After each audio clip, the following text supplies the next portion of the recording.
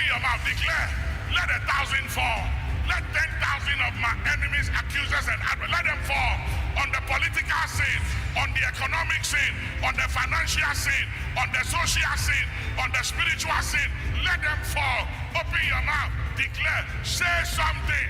You must open your mouth. Something. If you don't say anything, nothing moves. You will see what shall become of them who said they were powerful and they were connected and they had no regard and respect for you and God. You will see what shall become of them.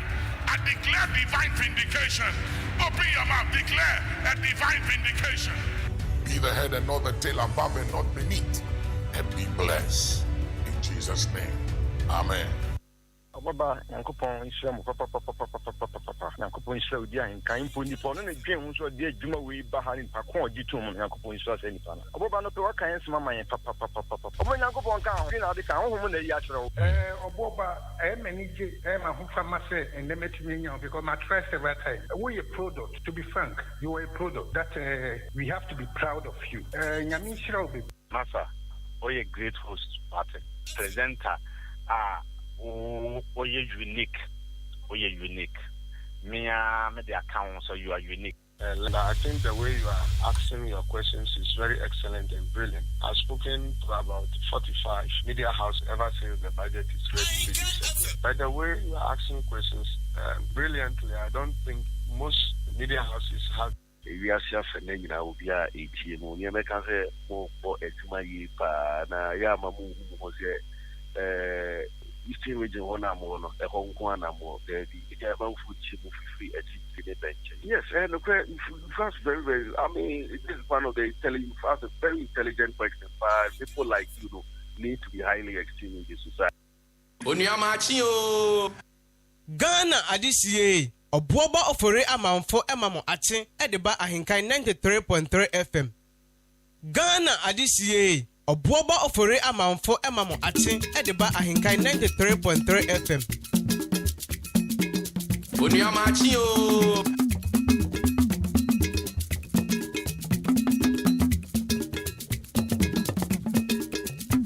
Ghana adisiye Obuoba Ofori Amanfo emamo ache edeba AHENKAN933FM FM.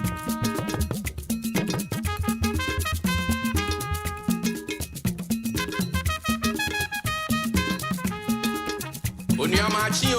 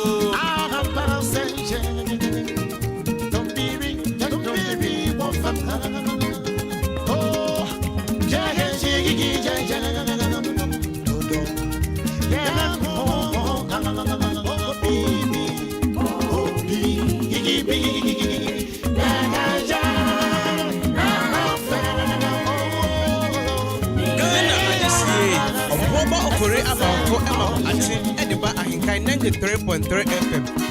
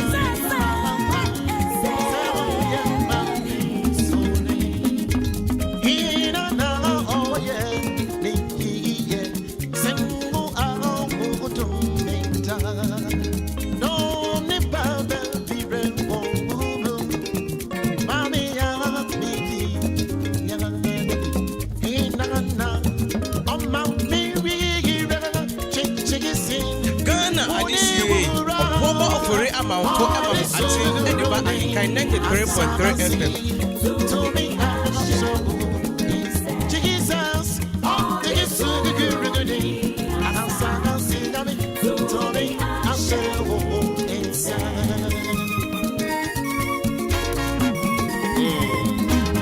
Ghana Adisiye Obuoba Ofori Amanfo Ate Ediba AHENKAN933 FM.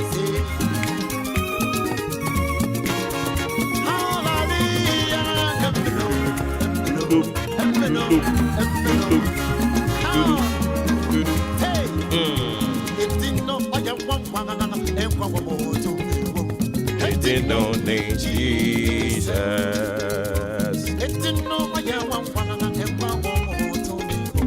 It didn't know Jesus. It didn't know my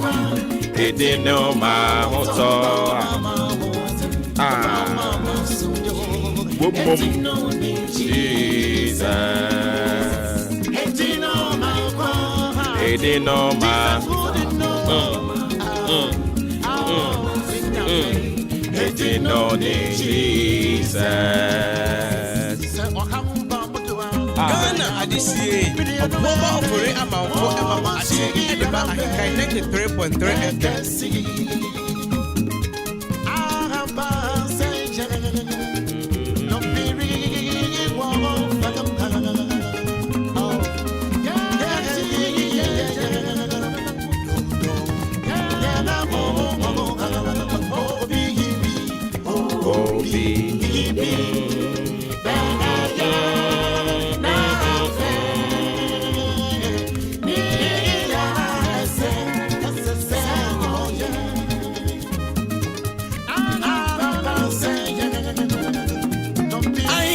FM.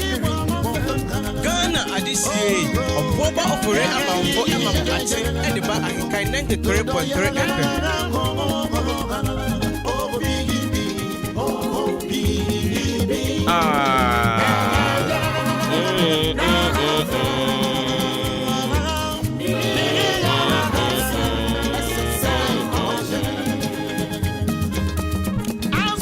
yen san fasidam fa moti asifo nyankopon no ejenya me ni honkronkru nyankopon oyo bre nyankopon wasade yen kwa che back on your radio. Shannon so mama say Maakye yesin konwa free sabre ekopem sa no pa no ndu ebebo for God encounter.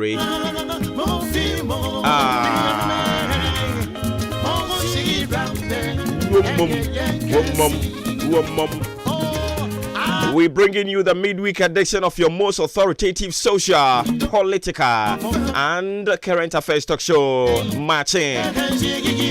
The biggest conversation in the morning in the whole of the Eastern region.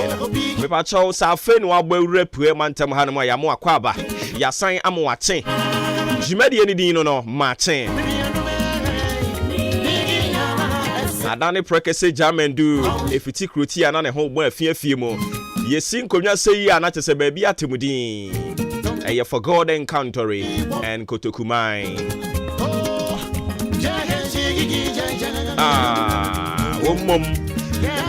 And then so October ni de to so aduanunsia, the 26th day of October 2022. And e ukiada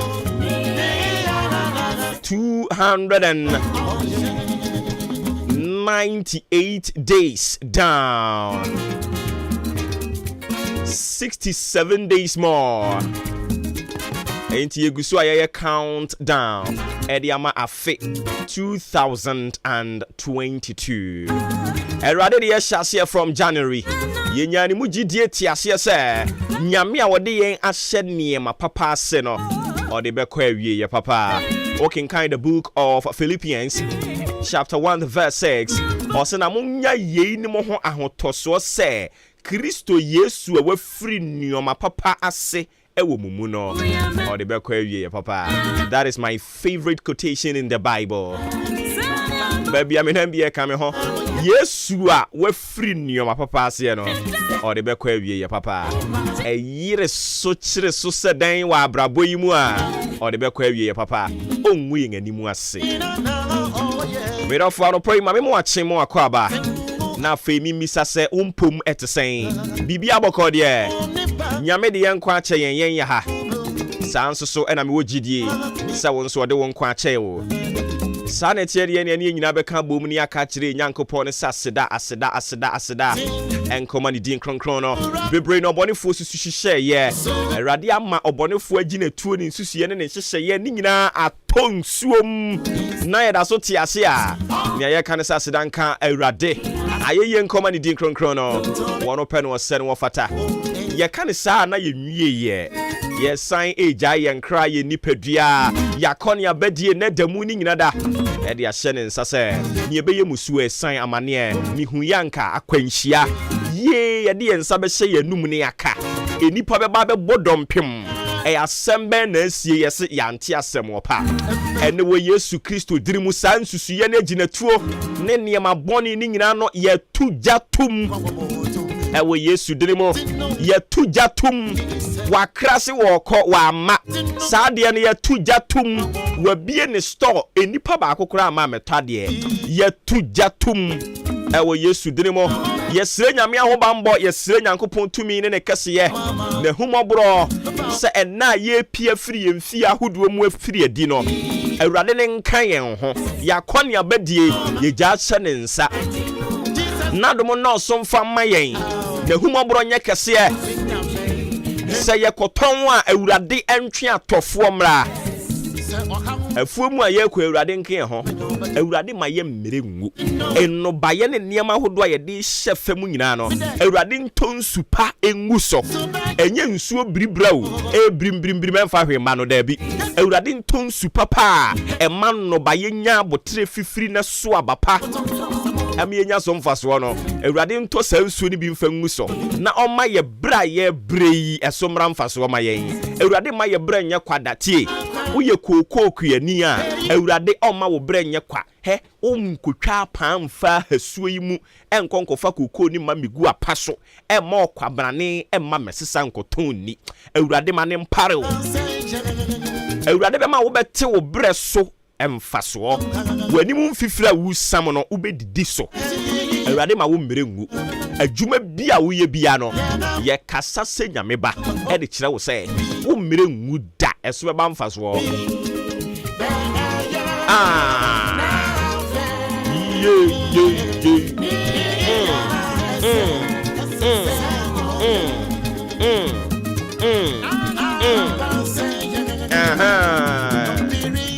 ɛnɛ presby honhom na ɛwɔ me mu no waba dwuma dabi wante mame sanka bi mu me say presby honhom no ɛnɛ waba dwuma ɛno nti na mede wabawura presby asɔndan mu na yɛtie presby hymns nkakra no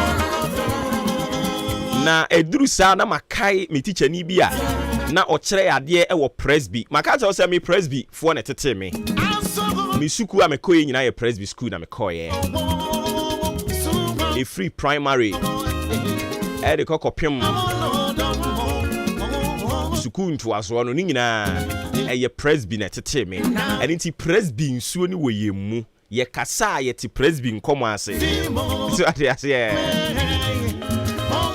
na yɛbɔ me maa bi a ɛno no me papa bɛka sɛ mehu maa yɛvim turo bi a wonim wobisa sɛ mɔne bɛyɛ no meyɛyɛ ne yɛbɔɔ me deɛ mekɔ school na yɛntaa mo me because na mempɛ me ho asɛm meyɛdin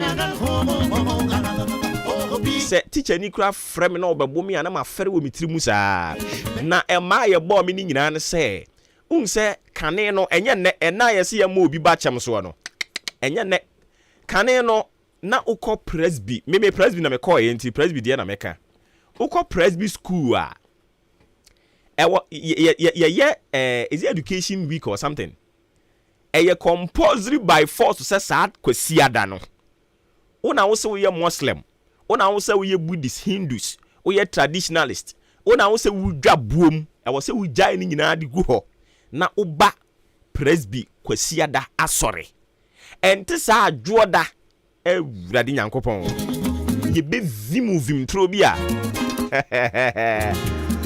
na saa kwasiada baako no na meyɛ gaagae meso daabi bi na meyɛsiesi ni nti mɛkɔ siesi daabi mɛkɔ pentecost ɛna megaagae mekɔɔ meama sɔre mankɔ presby deɛ no saa ɔmo ɛkɔɔyɛ no nyinaa yɛtwerɛtwerɛ wɔ mu din to yɛtwerɛ mu din sɛ mo a mobaa sɔre nyina obi antwerɛ didi na ɛdwoɔ da no patututu bi ye teacher ni nyankopɔn fa ne kra nsie na yɛfrɛ no ɔkofo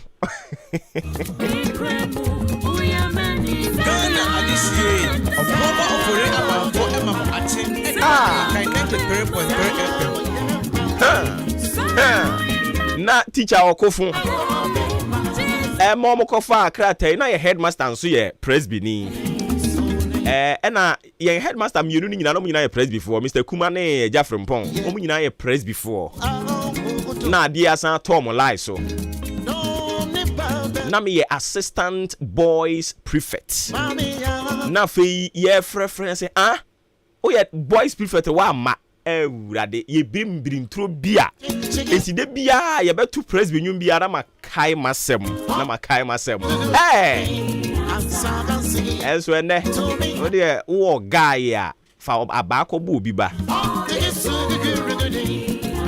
o vimi sawie na fe da ye beka said ne ye ba presby sorry just I will be the first person to report so wo bema tenefie wo bema ona so ni Pentecost nyom to kɔbɔ nsɛm na de che dwoda oba be hia amaga mu amaga hoho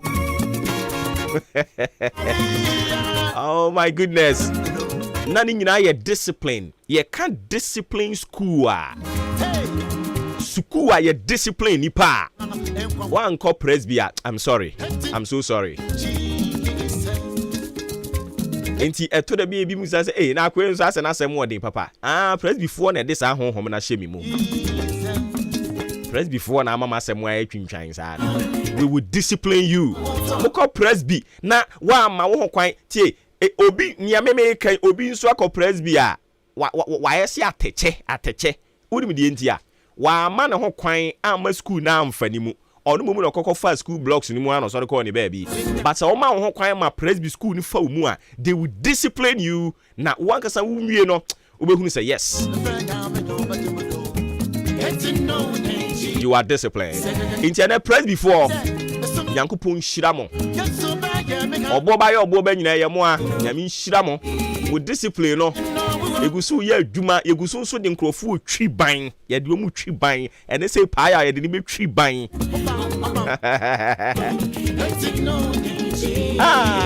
Ade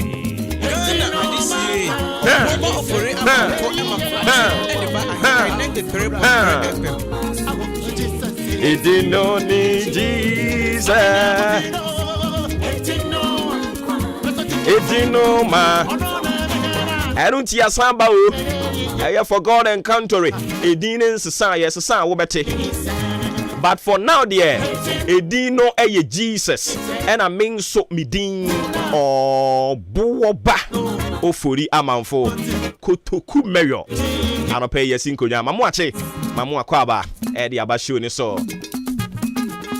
Ghana Adisi Obuoba Ofori Amanfo Emamo Ache Ediba AHENKAN933FM.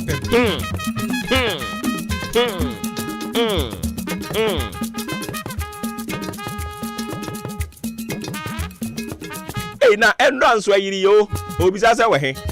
O me yimra shebe fie. Majority. Ye na omampani akufado nso so.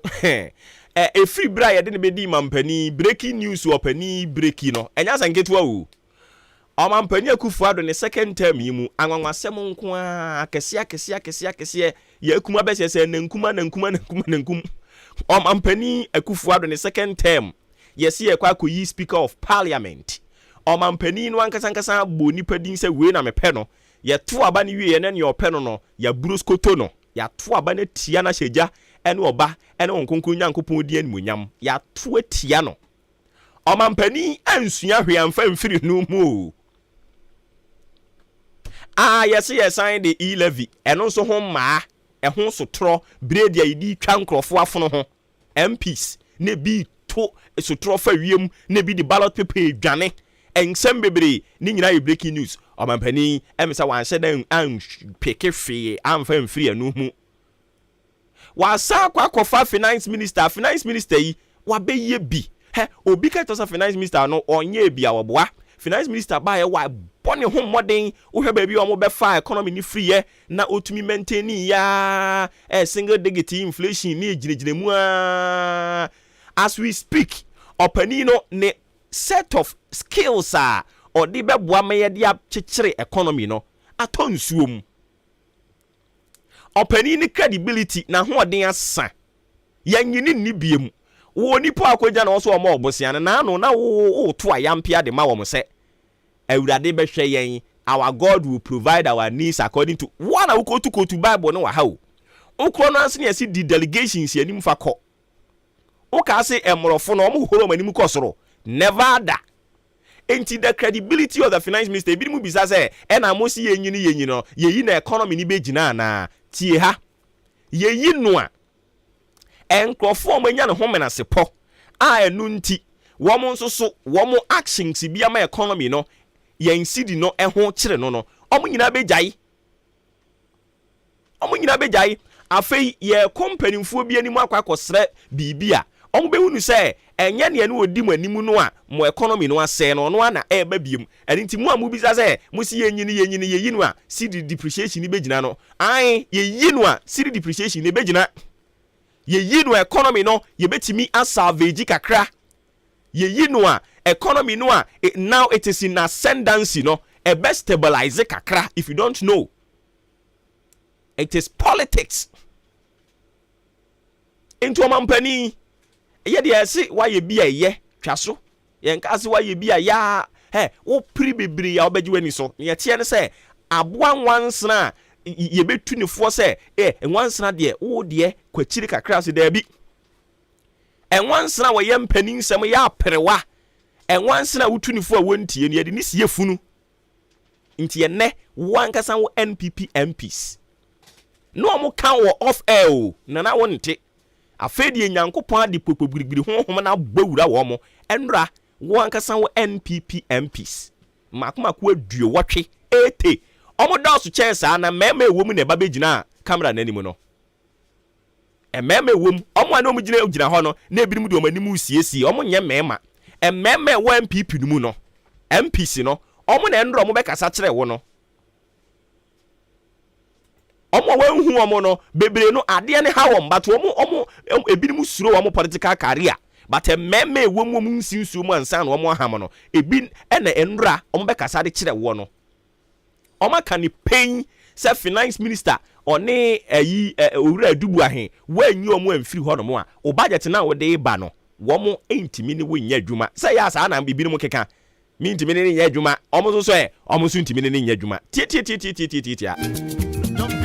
na omo aka ni se wantia ene medikan ka kire wo no mpanin ensem kan ye omo aka to ho ne se anwansena yetunifo a wontie ni edini siefunu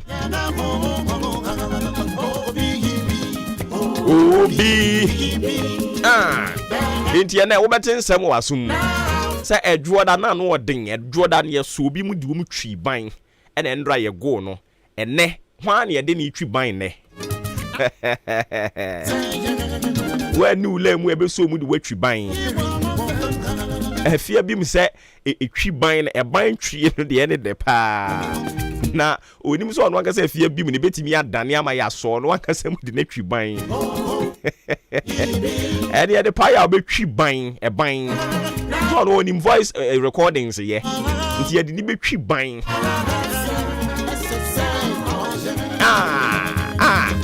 na endran so openia wono ena oya twetwo for ma NDC amanyoku Johnson esiedu nkatia wa power ne campaign ehontoma entisi ade wayi animu wo baden din national chairman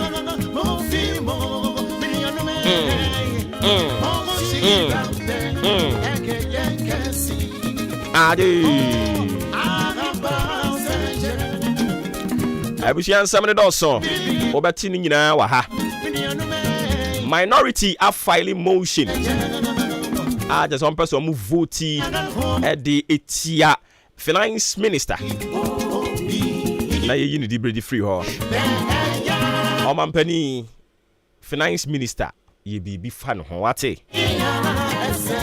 o de obi nka se pam no tie si aka se reshuffle no I don't think Christ obi so pam no na brofo ni nyina se reshuffle na wama Yura Johnson esi odin keti akra ka ayi omotete brofo no reshuffle obi anka say reshuffle him ho so they also want to mean reshuffle want to mean sack na reshuffle no so that's yeah reshuffle and one so be na free because finance minister obetimi abe trade minister finance minister obetimi abe just say ministry ne there na Ghana ha kra there wo expertise kra ho adwuma ne de ma there be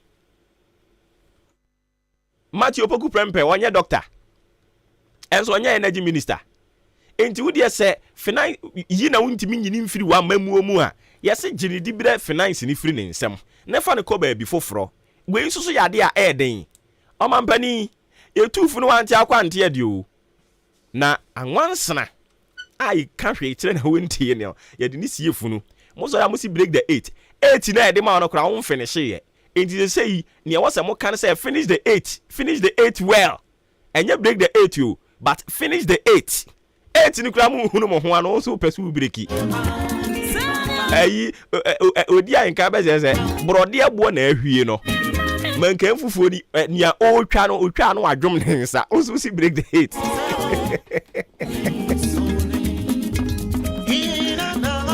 mfufuo no ye koto a sofu maame so no ne ye twitwa otwa no adwom ne nsa so mu di break the 8 yeah, they break it, you know. I didn't care who I wish I ever create any my favorite more brand 7 farmer. Na fe me fa nyamia 7 2 minutes pe. Yan fan to so na fe to. Ne yan komra sisi a.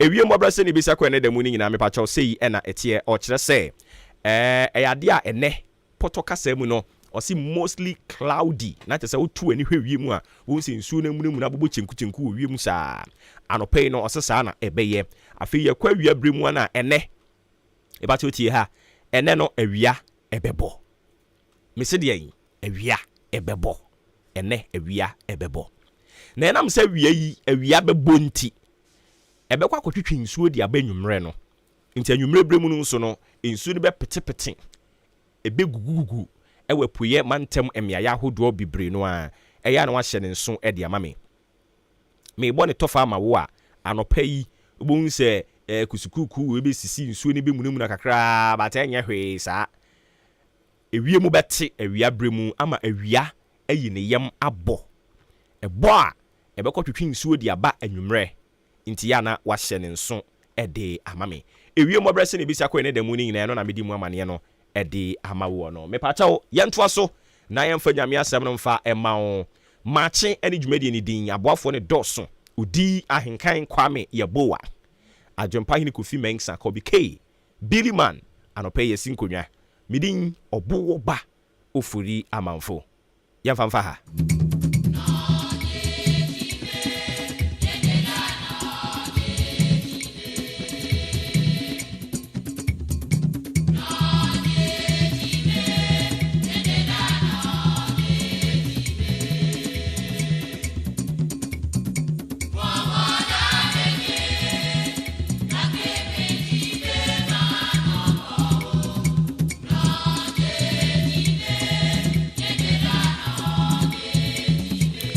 Enti na no joda nyankopon asem obofo kronkron de baye or say if God is for us enti yebisa say who can be against us say ewurade kan yen ho a ede ba de na be sori atia yen ene nso ye to aso hye ne nso say we ye bo hye kese a ye nyankopon no ahye yen say obeka yen ho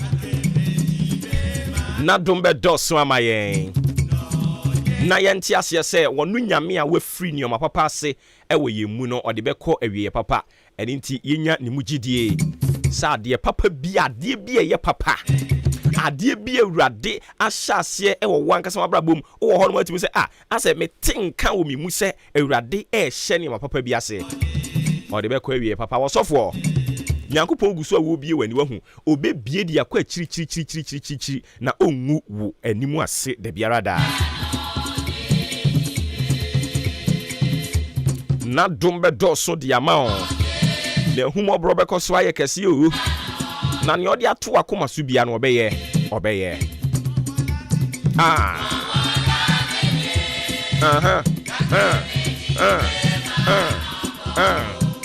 no nye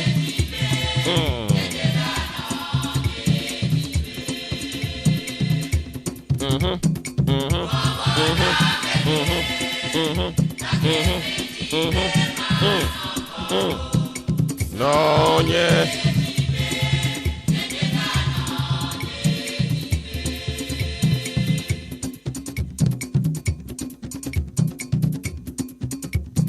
Ghana adisie Obuoba Ofori Amanfo emamo ache edeba ahenkan 93.3 FM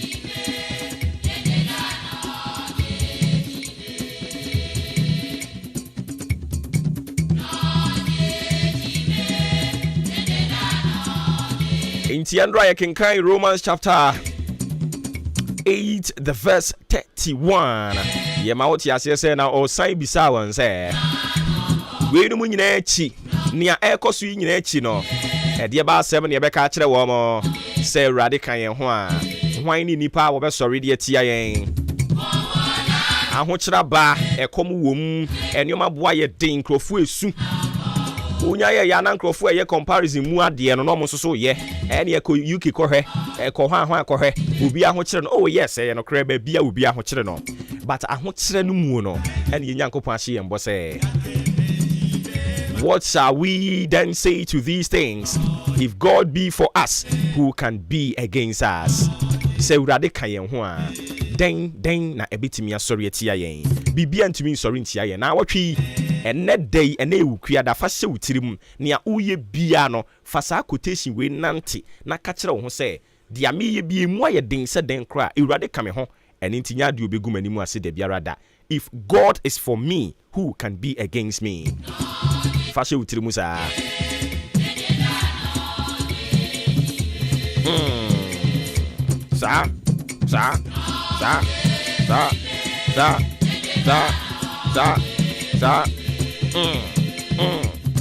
Enti ene ofo bia obi ase Ofori Atta must go. NPP NDC MP say no mo ka kire mampani Akufo-Addo. Speaker rule ene mum na speaker be rule wo Adwo Asafo na mami o madwuma. Aso no so ya Adwo no kwan. Because o ka kire say parliament resume a wo beba. Enra na parliament resume ye ene yes speaker eden ruling ebeba whether e was a declare the seat in vacant and answer was a declare seat in vacant no ene yi ebeba Adwo Asafo no nti eya no ahye ne nso NPP majority MPs ena yes sisi ade omu atwa hyiam ni nyina efa NPP as a political party no ena majority MPs no yes omu hia ni nyina fa Ofori Atta eho ensem eho a and then baby abefa bia Ofori Atta omo Ofori Atta dina obi se oye de yank wani munte yam fast sports nto aso but ti ase ma me se Awurade kan ye ho and nti yire so kire so seden enya de obegu yen animu ase Ghana Awurade nwu yen animu ase Kotokuman Awurade onwu yen animu ase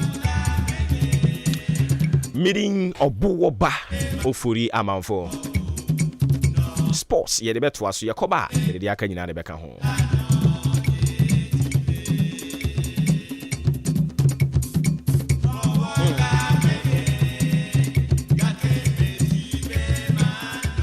This is the moment we've been waiting for. Ladies and gentlemen, it's sports time!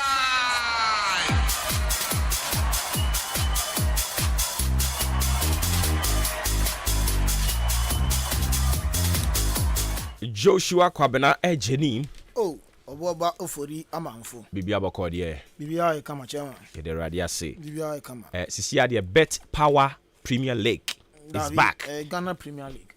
Are bet for na yede. That be so mama is kabia ese bo di ma o sa ma league. Ya na exam su TS card yellow fe kokko show. Bet Power no. Ai. That be GF4. Oh, Debbie. Say obi anim say sa na omo friend na. Bet Power ne ba na omo say media we wo. Na ensa kan dey dey say enso yembo mu di ma. I say some ebi amon so mon konko bisai. That be say on na akoko sign contract no. No. Say tio. Abrabo no ayebo no. Say wanye ahohwehwe a onko wanim. Yeah, there, Obo. No, tie. Yeah, radio for you now. One person na kosa. One person na kosa. What am I make point in you? Aha. One ya ahohwehwe wa abrabo we mu anko wanim. And this adi bia betra ABCD mu. And media houses say what Ghana does. So that is here. Enti GFF we on be no mahunu say media houses yi nyina eni. Enya no enya say bia wo the first kana o say eye sponsorship do na e share sponsorship ne mu no. Wo the fire bibi mi hu say okay. Enya say bia o bre me na sika na o de ba no ahe na be so me. Enti konfanya den. Various league centers akwa commentary e di mi na ahe. Ama na. Enti konfanya den. At least fire publications. Say Ma manfo ehun say o bibi wo ha no ma e koso as Ghana Premier League. At least billboards akese bi to show our players. Okay. TV offense we be commercials bi na koma ejengo di bia brain wa ha. Yes. No matua ye ka. Na ye run ma wo. Na ka so this kind of. And say e bia na wo kan na is in the pipeline over there. Pipeline say. Say wo misaya na wo misaya. Ya bo Ghana Premier League na do week 7. Enya injunction here by ya nke na number say week 7 no. And I make her say Ebia na wo kan nyina is in the pipeline. Where misa over there. Pipeline. Start pipeline there. Yeah, say mo Ghana aroma. Fa nkosi ba bia o. Ade no one sign. For ade no tu na kwemu. O ka say o sign contract no. O ka say your local room bonus e wo ma. Say who your team, ti say Kotokuras ebo hard to folk. Na say Kotokuras edi nkunima. Apart from team ni betua ni bonus say dia ma players no. Your local room bonus bia eno so wo Bet Power.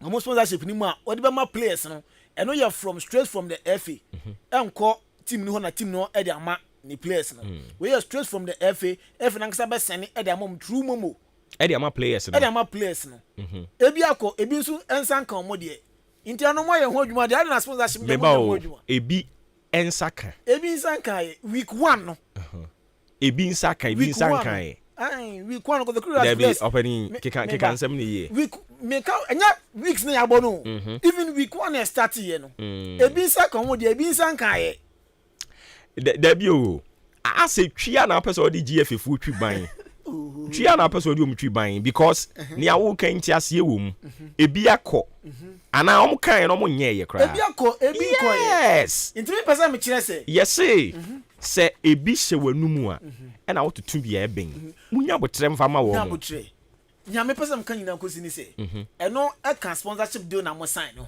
ana o ma ye ebi akọ adentina we die ndie emba eno no question na bese mbebisa emu die hin emba emu die hin emba sponsorship deal na ye kan for media na ana make say media wa nko bisa be there ho nko bisa sen na press nko bisa he esako oh there be unse players are working omo identifiable group so you identifiable person reach out to them a omre inti yanso anya identify and amon so media houses no unim ya wo freelance for ho mo koma commentary a obi ho no ma minim sam pampa so ho ma commentary ko radio so a ana ya wuhu aya wuhu ana obo ne nyina wo ho no ye wo di pa ba ko ho nso a otumi koje parem for no nko na o ma commentary no at the same time no and ma radio be miensa no dia ho no nko for mo even omunye but still na our league no hu dawru and I make her say meboa say nti no ma recognize mo no and it's not my factor more sponsorship ni mu no it's why he I don't know question enti mum no wose mo ka mo ho bom say ye group ni why he fa not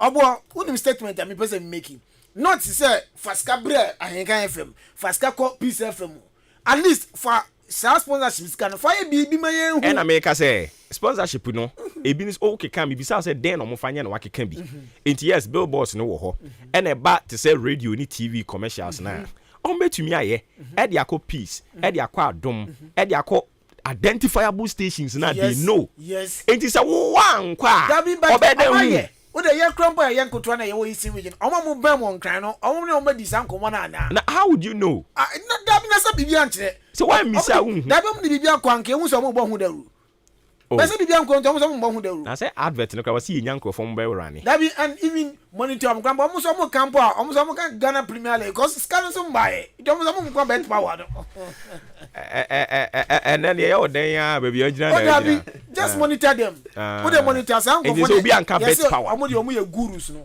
omo ye gurus e wo dey encran for kwamba mo ban GF no office ni si o masase so no so mo bo Ghana Premier League no ho dewura omo ka say Ghana Premier League omo ka bet power ko bet power dey na mbae okay nti say ye nyina yenka bet power Premier Ghana Premier League yate on ya na o tai take me stance and me ma take o dey bia bo defense nti em nwanwa say nne no umumu akwa ebo attacking no defense in there what say to the one ma so you neutral so baby so bo defense so bo yes o pesa wo kire say eje nye neutral wona bra bo mu da o because onu dey bia onu so bo attacking o da be sometimes bo no so bo defense say defense I say this I don't say defense I say okay so that say any attack so I say o attack say o bomb for so so jam finfini bomb for ne kama enti o kotoku royals no mo shebre te sen omugu so bo central ha say na akoye the Honman on mo see a Premier League no so bounce back Saturday and okay Honman on mo enti munim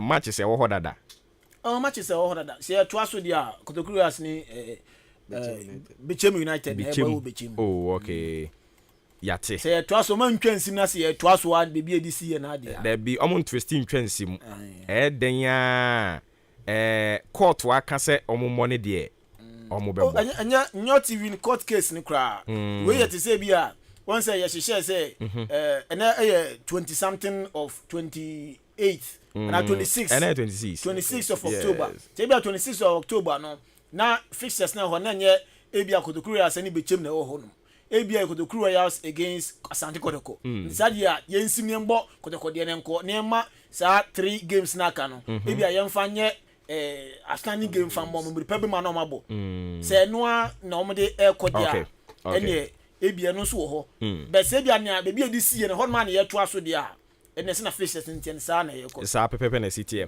okay me da so ma me en sorry so na sports mo fan to aso mfa ma me na Press B school ameka ho asem no na me classmate baako ene wo yo sofo osofo John in Kansas say asem o bro wa ma kai masem na Sisi de niema sesa. Gladys ampa ben anope ya ma good morning.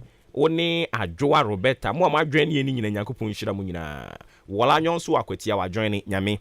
Onhyira mo papa sports ye de toa so. No bibia me kan person no susu bet person ye wi a. Time no an ye sigudu. Ye wi eno no ye wo de na nti ye wi na me de no abeshim. Me ka sem de no ba me time. Because see am time no ya hye me hwe. Ya hye 13 minutes. Because me mobile me can bet power nka me sori akom ba bi.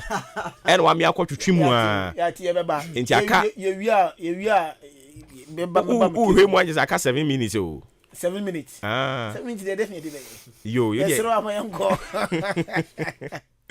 Agudi ewunze manana pai ma yamfa nto amachi show no so mfa ma itie for media de Joshua Kwabena Janim Yosef Ajiri ewa ha brempon pokuware afa Raymond Achete Rat ene Ben Mauli ye nyina na akenti abom se na ba komedi dwumade no ebesom ene anopai edikan no yamfa sida ema Jubilee Hospital me pa twa hododo ope baby agi ayaresa ye ope baby agi ayarehwe ye dia enwa ene Jubilee Hospital oba doctors no na so makwadari ma ombetimi aboa wo kan bia so ebia wo no o issues o wakoma na nhyeda mboye ya bre na fempinifo so engine so enhwe oye afi bia wo so oba no ompeso obeda ni public room opeso obeda private room na fempinifo so gina so ehwe oye ya oba yebetimi akomwa ebia lab na pese oye opesa check o blood group blood type o join ya laboratory keso on mine so betimi edi aboa doctor achuro indra master kona koto na fasa ho yare a ye pharmacy kese a edura opa to bia no ebi won ma so beje bi no wato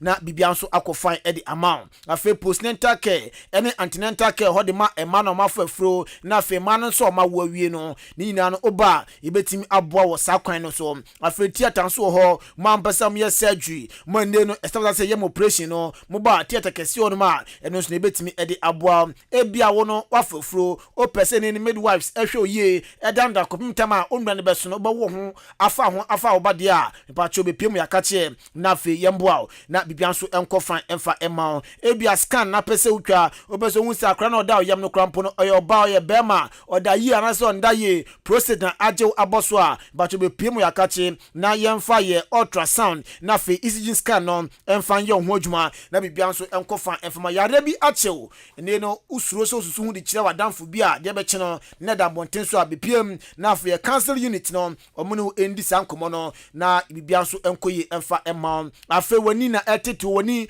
na ehawa dwen a bepiem yakache esefota say ye man hwehwenuwa na o side be ma esefota say ma odro so na wonuma ye de ma afa efieda no pa bia no ye de nchekire akoso e de ma diabetes fo no na afa hypertension fo no induane amundi indru amon na afa nsu amon betimi aboa na sayan wano so no etimi atu edi afro so oba na se kom na de odi a tumuda kanti kese won maduana opato bia no bonye bi ato ayo akache afi insurance so na de banso dia ye beje na yahwe oye uhwe chi akwan a odna aboabo road na mantra bridge ne so honom na obehu yan fe number na afi nkoma ka we chi nyina no One in 24 in the number no 0244 575799 0244 575799 and 0241 784645 0241 784645 and natural me no what I say now pe me ka enfenche se upis wo panoma kono ko pensu bi tona fe bia so koye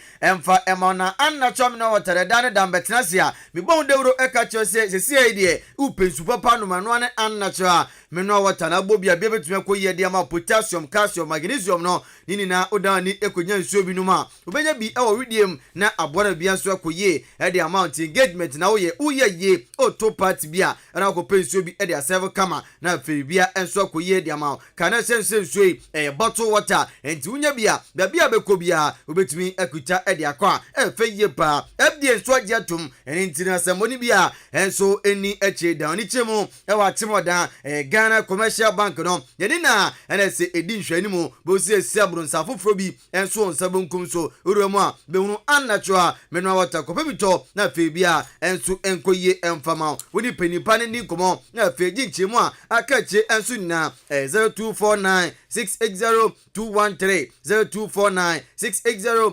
680-213 0500 231-091 ofre unnatural menwa water one ba jo sunu odi nkomo na ebia koye ade ama In some of young shots, the UEFA Champions League match day 5. Yadra Enra games no Ebia Basuna Sena results na kwaya Kostati from Air Group E no Bobo Kwan Dende FC Salzburg etnase ama Chelsea cheni kran Academy mienua Salzburg for no omutimi ete kanu bako Chuku Adama ya Brantia or take kanu edema Bobo Kwan Dim at Salzburg afe Mathieu Kovac Kai Havertz enso enya goal ma Chelsea afe kopiema Dynamo Zagreb enso etnase ama AC Milan echene bone kanu enan ama Dynamo Zagreb omonso omantimi ante Brantia ne Rafael Leao afe Olivier Giroud munyina enya goal ma AC Milan boko no afe Sevilla enso etnafie echi FC Copenhagen ebone kanu miensa ama Copenhagen for no omantimi ante ekanibi afe Benfica enso etnafie ene no Juve ochene bone kanu enan Juve enso no omutimi ete kanu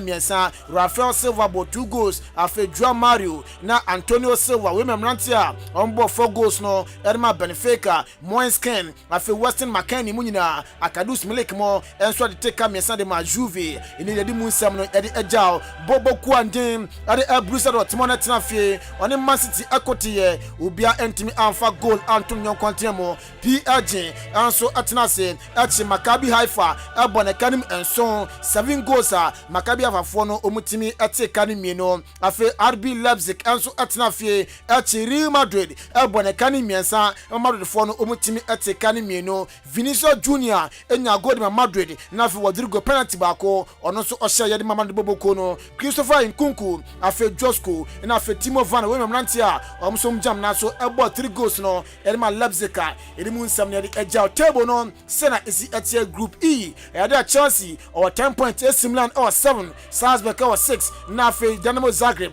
enso etwa no so 4 group F na Madrid or 10 points Leipzig or 9 Shakhtar Donetsk enso or 6 Celtic or 2 group G no Man City or 11 points Dortmund or 8 Sevilla or 5 na afe FC Copenhagen enso or 2 group H no PSG or 11 Benfica or 11 Juve or 3 na Maccabi Haifa enso or 3 and na so na kopima Club Brugge etnafie on FC Porto de Ebony Inter Milan etnafie on Bobo Kwaven Victoria Plazan de Ebony Ajax etnafie on Liverpool de Ebony Atletico Madrid etnafie on Bayern Leverkusen de Ebony Barcelona etnafie on Bayern Munich de Ebony Eintracht Frankfurt etnafie on Marseille de Ebony Napoli etnafie and Rangers de Ebony Tottenham Hotspur etnafie and Sporting CP and so de Ebony way matches akachira and yebo de afiro afeyo no chema na se game Liverpool Finland kopiemu Holland na omne Ajax abono na captain Edema Liverpool Abrantia ni Virgil van Dijk enso akasa eda fasa game no se no catch ni players ni nyina se Liverpool for away game so Champions League no ni nyina enkugo na akoda momo sa yare no enso mdisi heya na nwumro mti no man ye na game de manim against Ajax no omtini bo na nkunumde Ebadman Liverpool boboku yena ni enkopiemu Chelsea nseme fon mo Swaba and an person Chelsea Brantia, your friend Mathieu Kovac, and the 2 just some near Quality Incomo, and the contract and a Kaji, Nancy be Abanari, and so many Eddie Comoso bet me stand the contract no, and so much Chelsea Bobo Kunadimun Comono at the Ajao. Ali bro Holland ya Brantia second Man City Bobo Kono, Nabaka Brantia of Dortmund, Nebe Pimo Man City na Enra, game bako Alba, so Naman for Elhanim, say player Ofri England Piemo or Germany, now on the former team Abono, and Kabantimutan Bonhumodin Yepa. Then so na Brighton performance na e form we na game ko na wie no papa and then Pep Guardiola Joseph kan din ho no ochema o sa Brighton de krontia enra ya nse de hu Aribro Haaland say ne no obone bona obone ni nyane sa Brighton no fever ni na Brighton then Aribro Haaland no ya hu no e o sa game no emu no ye na ni enko Inter Milan and amugina kunu aso mo so Champions League game no omo kwa boda no ana sema betobia ene sa Brighton fan Romelu Lukaku no se sia de wasan so ba biema enra no se ye training 2 months near and as a Branton April na so reporter abanese ogina na so a esende nyankopa ya no begina mo esia kan enema Inter Milan boboku na yede mu nkomo no ede ejao sa Lukaku bounce back dia ene Eden Hazard enso akasa da fa Lukaku ho or say any other copy more Belgium or Majo Mudin Panye, a lot of players omo Lukaku, omo Kevin De Bruyne, omo Thibaut Courtois, omo the Hazard no soka ho, also copy more Belgium as our players going on omo then so no sa golden generation on omo nji trophy bien farmer do ni chema Belgium minor na World Cup omo kwedie say sa golden generation a ya bom dia ba no so mtim bom homoden na fam justification no mutimi agi trophy erima Belgium and na beya that team ye come masen we ka say Eden Hazard mo Lukaku mo omo time no omo ji World Cup and so omo ji trophy erima Belgium minor udani ekwa Juventus aseme for no bande anopai and say since 2013 and 2014 bapim sambre no say ade Juve aye first time aye yi omodo free Champions League ma esa kwa ro sem ye pa afoni ma sheda nko yi afama Juve boboko no na kopima say obi aso mu a na say ye buni bia sendra gugu say pacha akofa ro sem enso dia ba edimu nsem no ene ejaw Yes, from na yabafie na unim say Saturday 29th of October udoni chemu ewa Golden City Pub na se adia hono enye fedi agrokra na se party all black party na eba so na all black party na ya na ene keche na eye party no inti Saturday ment na fe endia reho be piemu Golden City Pub na fe for doni odombom na fe sap black party no yenso ene no ye enjoy bi na bibianso enkoye emfa mayen Saturday ya ene no sa all black party no enso eba so ye keche na eye 7 p.m. sharp na fe bianso ahyase wo hwe Golden City Pub ba cho achim asene na fe ababo ntem haya na se ne Akim State no ye wo machipe ohonom na ubehu ye na show no atuamu sa komtem wankasa ma mbefro se ahyase 7 p.m. dia na zotim se party no ye party sa akọ na sa oba when free cocktail enso ekodama emano mo eba no bisa ko visa cocktail na kokodua na se den o se we na ye juice bia e kan bom enti ano ne se ne site brai na fe na yemfa odono dombom enji ni all black party ene keche edi Golden City Pub no emo yen nsam na se yen hyase enfefili blasters akache so no bisa nyakopa no ma enche bia na se World Cup no bibia enso ebetodwa wo kata enso ane ne patem na fe bia so akoye na no ana wapa ya fan na oduro safo okopiem no enso e campaign for se executive council no ono so e kan bie na no ana reporter pay eda ba tudwa ne se ko ekobisa no se budget na ho ne manama no san ene sitie na opande sam dia tudwa wase budget ne de ama president e dia koma aye sports minister eso no so egusu ehwem se bibia betumi akoye bibia so dana akwemu a bibia eja ne na so abrane yekotie ensam na oduro safo e dia to yanim World Cup Nangasano is about budget. The budget now is necessary.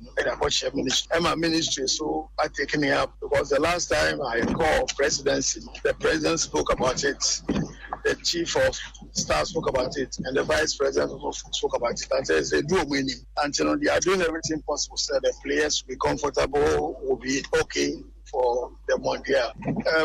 Actually, no, if I say a creative euphoria be a Chile and euphoria, and they be said, you better walk, you better call Kemofa, sorry, you better call Christopher, sorry, you better a lunch with the legends. Farm park and something that will make Ghanaians feel it. Because it's a situation, they are the only people who can make people smile because economy, a boy, and say, boy, no, call your boy, a shake boy, yes, I am an Magana for attention, Echo Sibako. And that's what we are doing for now. We and somebody to Jaramanesi wa and says Sansu Bisan says supporters on some no say any city at the Biko and I say for supporters in the Enco na Oko Pure Panasa supporters in the day Obukusua Omoyang Wajuma Omo press sponsor said on between Crawford Remo our Kata Kobo near Koma ne bia so to me akoye Sansu Kasaye ade for a squadra to Ado Ede Bano Papa say any day a coach in Adjuma and yet executive council no and so Jumanti na train say to Ado Ede squad no ebetumi aba. There is nowhere you remember World Cup, young fan supporters in Co. Yeah, from the days of Adam. I'm a do days of Odrosafo. Who said the Mafa Commission report now? Or say government should not use public funds, carry funds to a World Cup. And they are working on sponsorship. When they get sponsorship, corporate sponsorship, the corporate somebody say supposed to consult. Maybe for say make me at the people 20 are come in the name of Ghana. Nobody can stop me because maybe companies can. and then people. Until we are not looking at government to use government funds, but we are looking at government to facilitate funds to travel Qatar. And squad I work on also, which is a coach right to bring the squad to us. And ESCO, and FE, and the first squad. Coach, the squad. I don't know all around. I don't know almost scouts and almost players of the ball. And me no meaning I better say coach no at the back. Yes, we did by what I watch. We and some is a Black Stars Executive Council member. Pa, your friend Nana Odro Safo. Yegusu ejina Black Stars preparation amo yeda kopiemu or World Cup card na sinabe kaya kofi above West Natural papa chema na so mbe piemu or Mox mwa kopiemu asori afi na se no nsifo nyina no na se mpanifo e course na be yodi odon ebeba na de betu odwa se no ni chema GF4 se Ghana fo yanya fasting emfa entire Black Stars ejina be ya World Cup na ye kono ibeka friend to mapa edi efa yetisi kroso ekobisa Ghana fo se fasting na mo se ye ebe Black Stars anase embwajintwe no sei nekoye Nina me empire because na enim dey take no empire na say we adike empire ba ono no bit na adom na blanda be kwa ko check out me dia nina be ade o di no ye dia say no kre ablofo no ni o ma ni o ko je o da mo kwa sori o mo empire e te ka no kre na di no kre kwa bibia be ya mai e so obi kre nu mbo na zanza ten ka no kre ni e ja na se na akofo obi mu je obi a na ko e de yan o bo empire nko yan ko fonti empire ni je hu na so ma ni o mu ko na mo nso su nyame obi an so ta we ndi de ko Ghana kan ko rembe ni fonti ti oh yeah body e bota ni pa omo ti omo se chuchuchu je be ko omo tre nde hunya omo no omo ya mu ti bisa ya de ko en kwa ya sei bisa je wo na ese player de ese dom ko no ma fo man ko ma ma ti so players na ko ndi no mo empire fra ho na ho ha ndo e do empire no ba bo ma ho no waduma bi a na me ngwa na nso ye nya djuma sho ile no ma na nya blasta na obo empire mo se omo nko Inti we Ghana fo bi mo madwen kira ene no omo kan ye enso Edifa Black Stars ho na enra era kopiem Human Rights Court ho no be kaya na as good for the GFA akọ court the Premier League no atu injunction na dia koba ne se na injunction na da so say koba say 3 weeks ni ye mbo Premier League krom ha na eno na mpanifo etina case ne so a eno ma di case ne kama na afi asundwe enso etimi abafie na enra na se justice and dim ade aye judge and the justice Barbara na se tete chawe we eye na se justice judge otina sem no so odi ya bibia koye enso ede emayen na no chema Jeff4 on propose ye senka court no omonje be se 300,000 Ghana cedis enfa momo na enservers compensation enfa momo wa bra Jeff anase as good omo ede injunction ato league ne so no judge ne said that be 300,000 pound those too much intene no or the 20,000 Ghana cedis spare na or the ma GFA say no as good for ntua fama GFA as a compensation na bibia ko na wie no president Edema Ghana Football Association Edwin Simon Kett Okreku nkomo wei eno di jaye. The court has made a judgment and the Football Association will respect the wise ruling from the court. Football is back and I want to thank everybody who has believed that Ghana football can be resurrected. I want to thank everybody that has believed that Ghana football is in the right way. And I want to thank generally everybody in the football ecosystem, everybody, all members of the Football Association who gave us the responsibility to contribute our quota towards the development of Ghana football. Indeed, one God. I say Agbena. Na Agbena we che no. Opa ka krem no pa di oje bibia o. Enso no krambo no. Ojo Ghana football. O sa ko na o ke se no di na jino ande.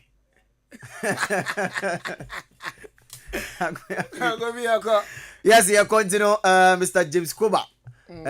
So for Pentigo so for Hassan teacher name Chiana no pe so uti show no live. All right. Yeah. All right. Mr. Kosinya kon. And so South Rural Bank. Na yan kanche na Emmanuel.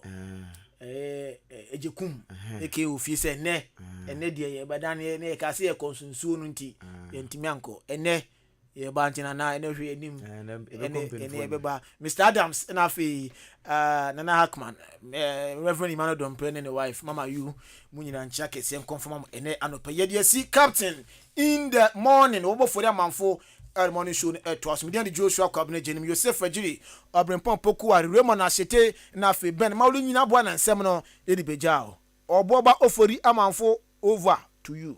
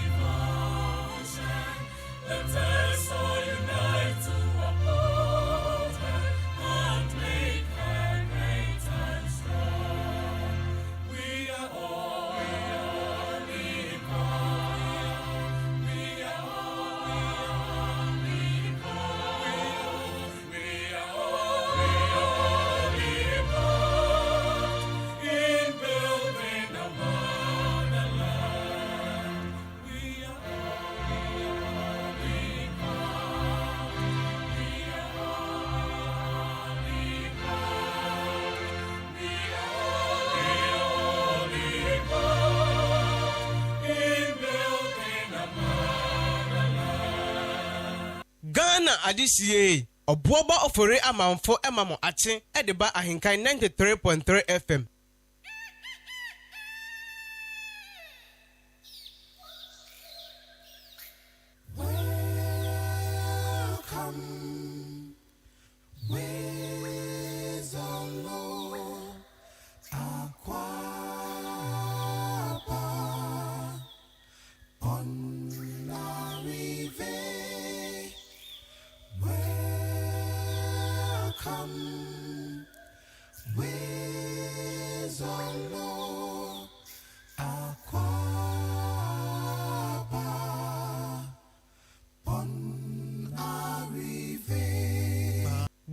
Adisiye Obuoba Ofori Amanfo emamo ache edeba AHENKAN933.3 FM.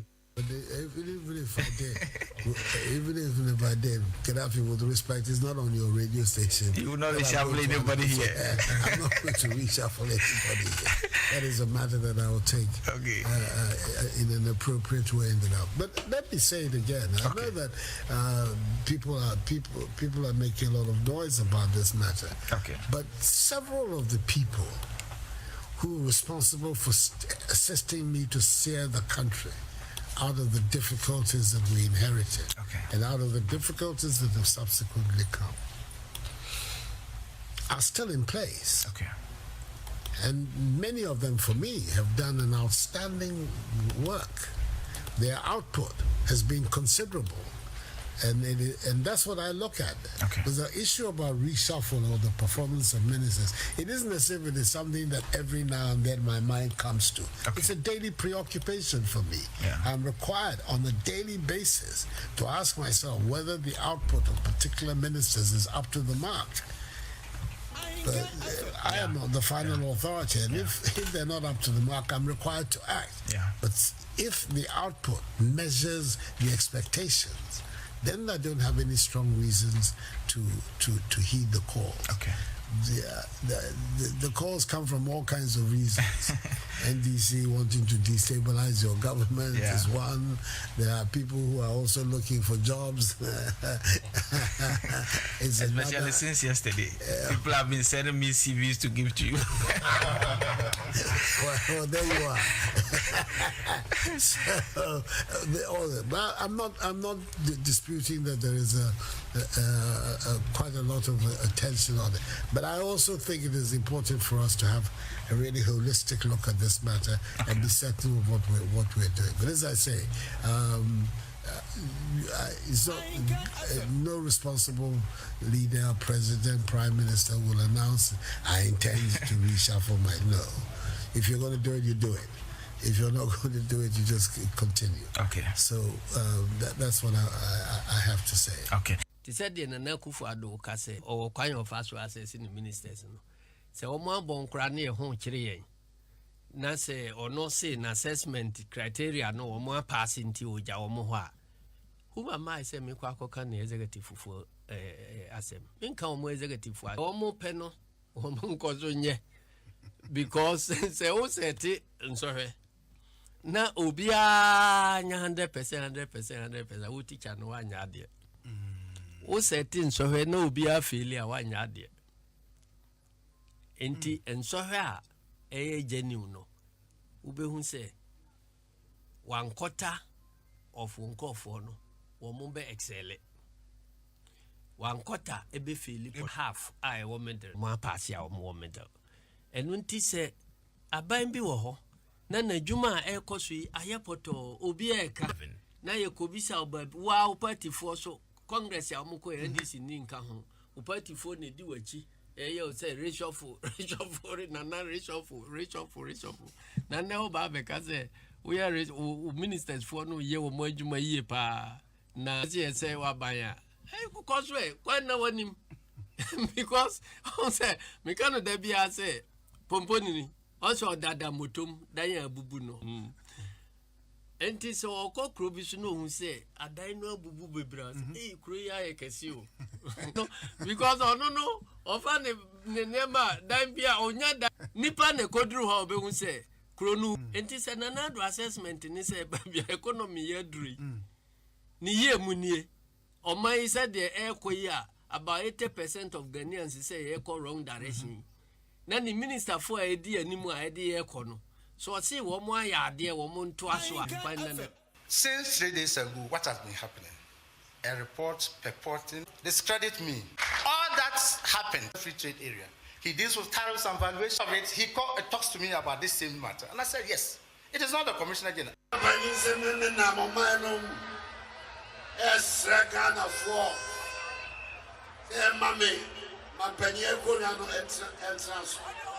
I mean, just on this Sunday, I will kind of fall. Kasai, and then my mammy will say, the man Penino, can I make be a memo away on Sadat? To be no Yamamo on the wall. Yamamo on the wall. I may say me per se, mother family, Namadia, and my papa be mamma. Yes, sir, I'm about the summer. Yes, sir, I'm about the summer. That was so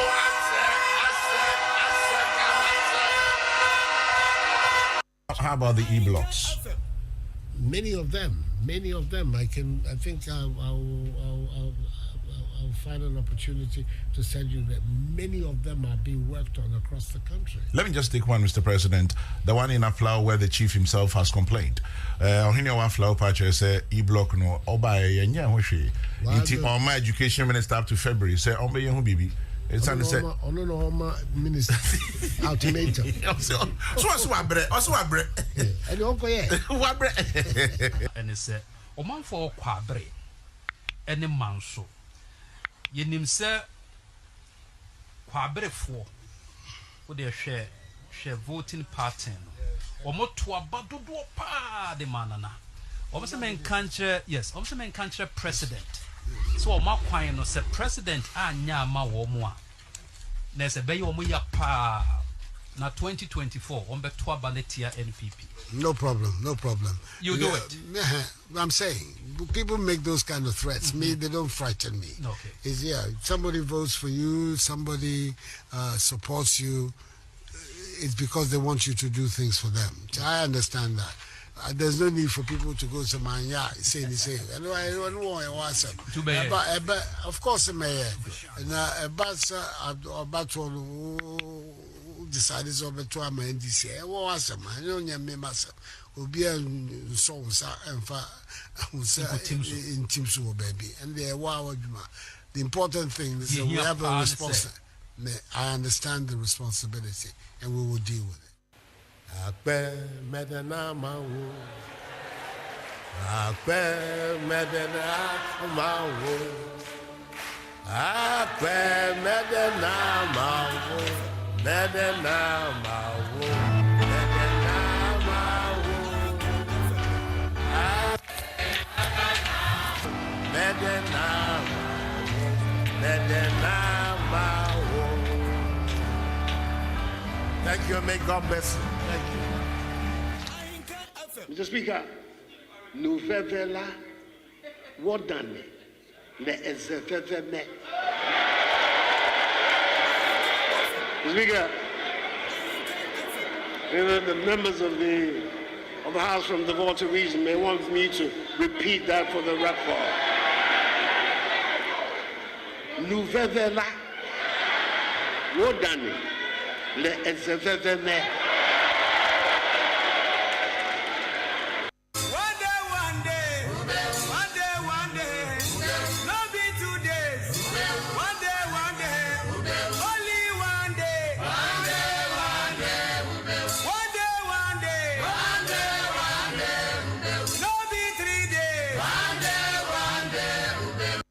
Ghana adisiye Obuoba Ofori Amanfo emamo ache edeba ahenkan 93.3 FM.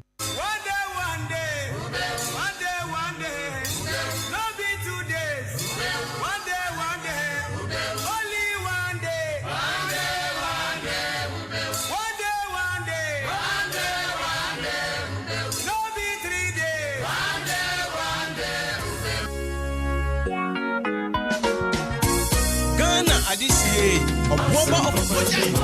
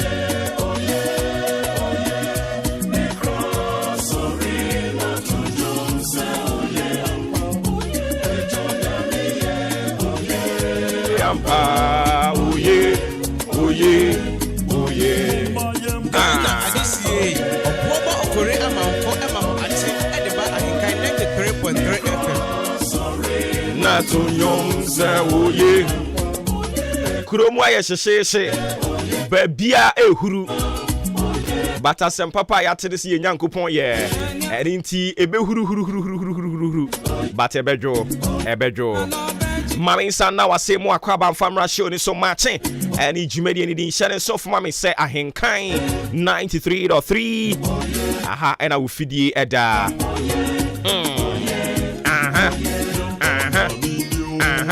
Yedi Asidabeko Ediama sports team led by Joshua Kwabena Jenny Oni Abrantie AJ Omo akaka ho na no pay wote wonka Yetwaso Edi amount some 46 minutes into 7 a.m. meeting Obuoba Ofori Amanfo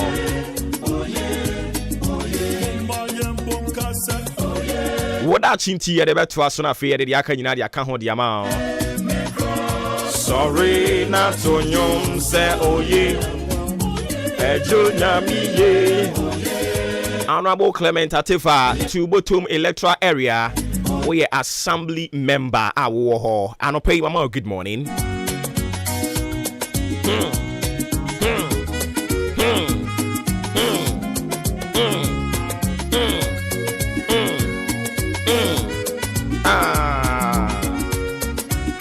Afei omanfo wa benase e free nana so ere kopem nia wotwatfo kra mo wa benase anopai me mamu nyina good morning bibi abokode ye de urade ase abrasema be ye abrasema be fa ne ntoma pa afura e say post station endo anam ne nanam ho post station akaka kra be ne awie da ye be bia no no Obuoba mia na me ba be DMC ne abie post station na no na no nyami ye ye mu odin keke nyankopɔ ya adomo a post station no Obuoba na eba be DMC abena se de no na ye bia no sansem pani se de wapotama na fe no wonkyiri so wadi bom enkomre nyina Obuoba ka ho bi so ate ase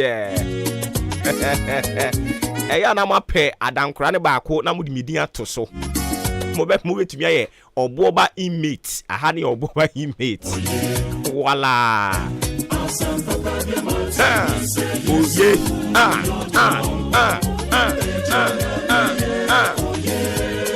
ena no kwa no mo so mu simi nkoso hene ewo abenase nkoso hene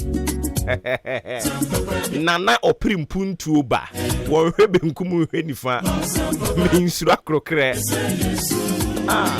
Ghana adisie Obuoba Ofori Amanfo Maakye ediba AHENKAN933FM yes am fa nwum ni biom yes am fa biom okay yes am fa biom what wasum Ghana adisie Obuoba Ofori Amanfo Maakye ediba AHENKAN933FM me ba chawa me fa woda chinti ni fanto aso fama ene woda chinti se de nyina enim se yo bra kwantu afutuo ni adesua ye nyina yesua ne de tutu yen ho fo ene profo kasamu no say ena etie ye say appreciate those who never give up on you. Appreciate those who never give up on you.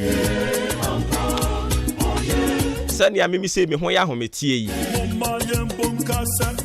Debia adwuma mu ha empanimfo me appreciate wo mo pa. But ye den ne me de ba ko betwi ban.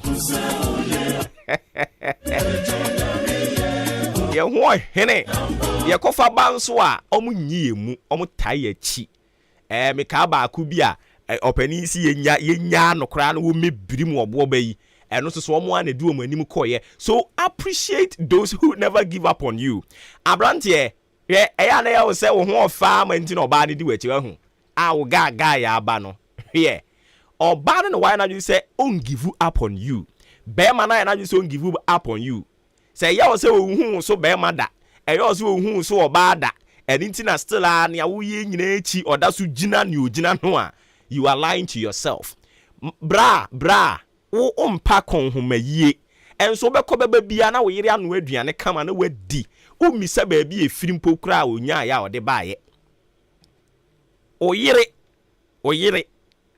why na dwene se ono no ebia enne no hunu se enema mu nye ogidie se bibia be yehie enti oya na waji no wache awusu no ahwe ade chia na wasan dum tipa na akọ appreciate oyire wate oba se nyankopon ya dom enne ahokyere brei mu na se wukunu tumi ehwe ma na otua school fees na otonu gu ho na okobenkum konifa na oye sa niema nyina eya ma wani nso no ewo mu ahwe nanim din se da nyame nhira wate sa ahokyere brei mu nyina o makom ne yen appreciate those who never give up on you. Appreciate wo mo wani nso won mo wani nso bibia emfa woni se ne obra ne ko enkrofo nyina yi wo maaye enkrofo nyina hyase so mo keka ho asem bone but omu gina mu se emfa ho ne se de enkrofo keka eyampa waye enso so me nyine mada odi anka nyame nhira wo adwuma mu mpanimfo nyame nhira mo adwuma efo amoso mo ahenkan ha nyame nhira mo Obuana ne ho ya ho metete se me amete ha yi but abusuen said we will never give up on you. Awurade nhira mu nyina enye mede me ho ye example se na be ya wo bete de me kana se nti enye se ebia ye pese se Obuoba na enyo but mede me ho ye mfato ho se na be ya wo bete ase ayi se wo yo sofo na preach no tired of church members preach on here benya case and nti ya na do yere ne wo ma na de omo preach o yere bufu a wuduru fia no akrokro no enu mumu ye chance obekọ fa obi di na preach na bekọ fa problem di aba enti enkrofo a emfa ho ne nia ACC nia etoto ensem ankrofo ka nia wankasa usuban nti wo ye still omuso omu be ginam omeka bi di ama wo no saafo no appreciate wo mo eya mo wani nso wo because saafo no omho ye na omho na wo se nemmire mu pa obenya bema ose emfa ho ne nia oba yi ye still mekoso amata na chi saafo no ho na se obenya oba ose emfa ho ne nia wo ye nyina still metawachi omho na ma wani nso wo ogbo mpa ya bobi ma wo mo wo da chinti bobi ma wo mo na saafo ne ntena ase nche omunyini nche omunyini cha won so so asum badwo wo benyini ache awurade nkan yen ho na nadom no so mfa ma yen na yen ti ase se omo give up on us omo abamu mu yen ho enam ade bi a ye suban bi ene mwa wo boa yen omo abamu mu aho kire bre mu se wo boss timi tua wo ka na on give up on you appreciate no sabusumi besubusumi bia so ana wakatua ba ma wani nso wo boss no uhuru no afa wonsa to wonsa yam na chia no aho kire bre mu mo mama ni nso wo marketing manager because adwuma ho ye na nya adwuma ketwa enti kwaku nkroma ya ni so wati nya mi hira wo aho kire bre mu ufre obi a wose wunyi antu de o man ne kono hu ye e na wo dan ka enti se nyame ya dom na obi tumi de ne ho ba fore ye kotwe bi ba sa gidia ma wani nso no wo da chinti se wani nso ade a wunyi nche awurade nka ho na dom no so mfa ma wo da chinti ya na why ne sa ade ma me Emmanuel Opoku ofra wo bluetooth anopai mama good morning sanso so na Dixon Boating wonso ofra wo man hene anopai mama good morning family worship center members ya mo ho nyina mama good morning youth program no so ba so shase 14th ekopem 20th November ejinamu dikadikadikadikadika esimina so nti enya de yedi agro no so foma me sa iduru ha obia eba obia nkrofo firi Togo tese Benin babia eba family worship center ebe yese ngege no chene so foma me afi yemfa hwe nsem fantoa so na yenko yen anim ene ahwe nsem a doctor Kwesi Baini edi baaye brofo kasa mu enie mame afia broni mu nya botre mi wi am de beba mo die mu why put off inside lights and close curtains at night. Armed robbery attacks are not always tip off, but a careful observation by the robbers. Enemy de me da mi dum kane am ntimi na ene yate wudi edwi ho a de me na kane no so ara dunso no so na so da he atiase endi eya de bidum ye yi dodo bidum dwu om hododo de mo so kane no wudum kane am ntimi na em se kane no ne deda wo tie ha ahweyi nsem a Dr. Kwesi Baini de bai ne se o da eya susudwu ho o kane ani dum no na wo curtains na wa bie na no eyi Michael asi ye hia ventilation ne ho yate obeje ventilation no na kronfo nso be wia wa chinyame de animonyam Dr. Tuyem for say ye da yenum yen kanea afi ye curtains no nso eya yen tum empe bebre se akronfo ba beto ahye obi so awia no a enye se obi na kobo mamane ana se tip off bi nko a wo da bi na mom omo nkasa timi do mani toto fom a unse anadwo no oso wo kanea ne saa no a obi wo opunu na chi a ne wo dan ni mu nyina wo hu into on monitor cha one day oba beto ahye so na oba ba be wia wo nti anopai ne doctor e ka kire yen ahweyi nsem afutu mu ni se yen endundum yen kanea nsa ne ada ye dem ho de no ye curtains no nso yen twetwe ni nyina nkofom yen tutu ni nyina mu na yen na urade behwe yen hallelujah amen ahweyi nsem ene Dr. Kwesi Baini de baye no brofo kasa mu put off inside lights and close curtains at night. Armed robbery attacks are not always tip off, but a careful observation by the robbers. Christ as Mjenka Yibium. Yet the bunker time was what it was. So. Ghana, Obuoba Ofori Amanfo, AHENKAN933FM.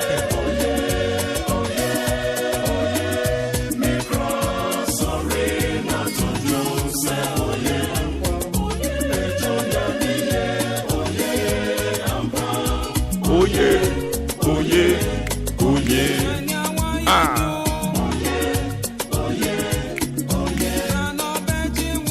Oh yeah, oh yeah, oh yeah. Oh about Papa. A very good morning going out to the following people. Prince Kwejo Asare, Kelly Ofori. I just said Kelvin, no. Sansuna Joshua, Honifia, Eric Edu Senior, Kwame Max, Ofei Abigail, Fifi Seg, Opimswo GH, Doji Gabi, Kim K, and so Ewuremu aha. Ana atim odanka echiri ono so ewuremu aha. Alfredo Junior Kweku Akomia Junior Jacob Kumi Odame Kwabena Emmanuel enso ewuremu aha. Daniel Yeboa Ampa Bing Nana Kwame Benson Eda Pumboko de Kweku Abil Gladys Ampabin Swem John in Cancer Osofo Denis Edu Jemfi Munina Yankupon Shira Mopa on come home. Nadomo no some famamo. Oh yeah, oh yeah, oh yeah.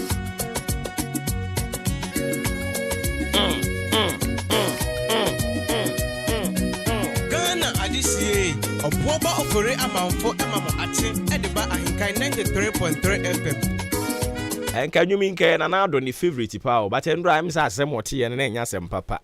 Andrew some what here and then some papa. Andrew on one casaning crow for what you say. Sa oferiata. Sa amwakwata. Sa oferiata no. Omo ka kire na say when you know. Obey once na stop on we didn't see a phone no. Besie no afra fun pa na na te ya no si da bi munya botre mfa ne mra mpani mfu anim munyina momra enti na ya ne tie se na na do dan kwa kufu ado ohia sa Stormon MPC no ohia Stormon Academy fu ni nyina na ono omo adi nkomo e wo Jubilee House enti sa na tie ebia me kan ya meka se ebia akwa we di ono no he is always critical on the government.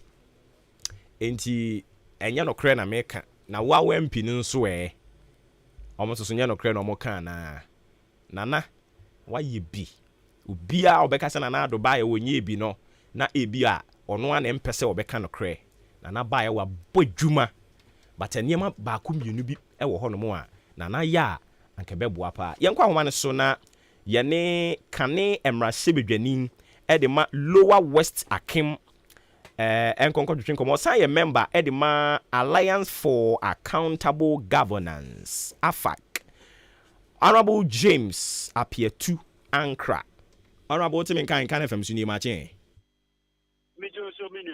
na bibi aboko de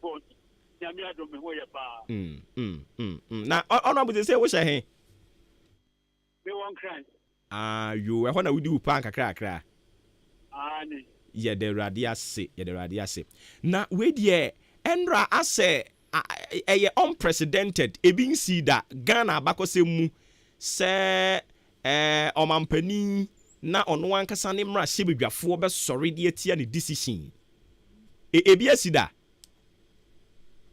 ya mami tia watiefo ane ahinkan so nya ne wo mu ni se AFAC said the Alliance for Accountable Government.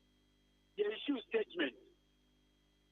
just before 24 hours to say na MPC say no na ebinumu entry as say afa ge pro MPP pressure group na mo kan ya mo kan kai say bi utaraga opposition for na ese wuka eni ade anche so kra na MPC so obeye nia afa ehuru say na MPC so enu anu ni our question say ABC that and say I'm penny say idea agency that na e wo kwase no wa nia e kosu ene abofra mako sabi tabaje oko school no ikra e hu say Ghana niema sesa niema nkoyi na niema nkoyi a na ni utifie na niema nkoyi na sa won ye hu hwe a say abofra ni timika che osedabi abuja pani nia kai ye koyi e kodi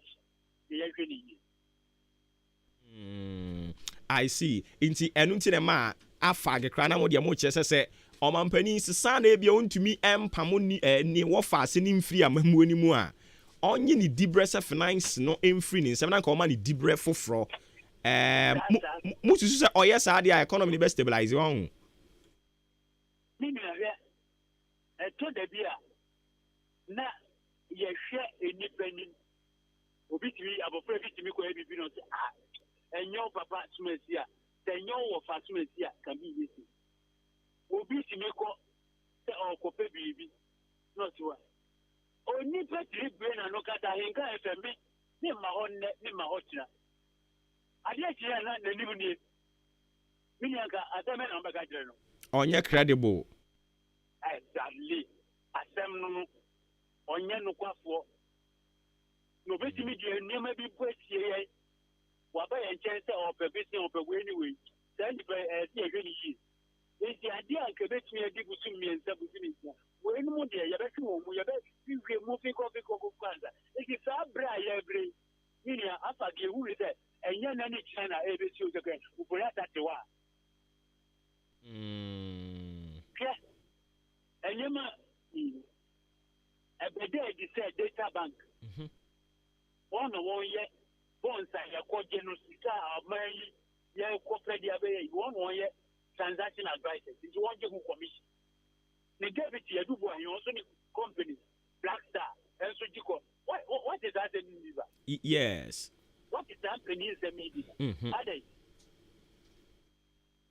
now we have the men na no kwan to say MPP only pa I won't be tinya ye man deputy friday enye ahini ya kase se bushen won ye adehie nti won if you won kwan yi onhini fi there be nyesa na yedibu man kre teshi be 2 years to say na president no na si ne yire sorry ne baba ekunu na no ye finance minister and niama ye the whole country say near 80 organization sorry Berman said I saw one how do we man my criminal okay no one be no currency no have they started the cost value no cost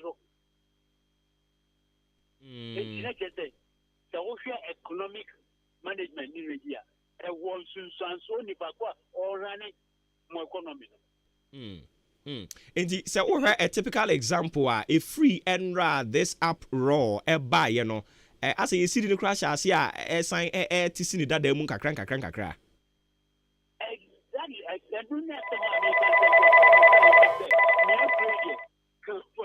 or pro Ronaldo or pro on pro Miriano so you need to change so the anybody who say penny for negotiate fine no problem me a strong supporter of Nanado and a lot after me a pro MPP pressure group. But yes, I can look at the best of mine who you. The go for who sign said, Niaco, Berman of option one year. I said, economy no, a next okay, Obia himself, bra now ye MP, no now ye NPP MP. And they want to keep this position. But question be musu bisa ne say mo stance amu take here enye long overdue ebre kra nka wo senka mo take this decision we da because NDC for sure say Yera Kenofuriata even ye didn't di IMF delegation anymore no onye credible omo bobo nioma enemo nso mo egia to me ombobo ni nyina so sa bre no na mo didi senka mo no mo ka bo mu anka emo a esto de bia oni pebi ye bia so o man mre na utie ne ono so ka no se meye sei we be sei be enti un sorry to prove that the brother said I on my na ye chire enti enye yes na mom nipa no bo che ne nsem o ka no o hia na fe ye da bi nye se wa na dwe sa ne o ka no be yo a na that brand na uti na un sorry sani ameka o man chichire o enye bibiti na wo di boom akate ya kan de nso ni ya pese ye di nkomo ofie so that ye di nkomo ofie and so na edru ni edru. I see. Now honorable as we speak Yera Ofori ata what trigger process IMF udi delegation no enim enti se ye yi na firi ho no mo a ye no wo mo ntoto ye no ensan twetwe ne man kwachiri kakra.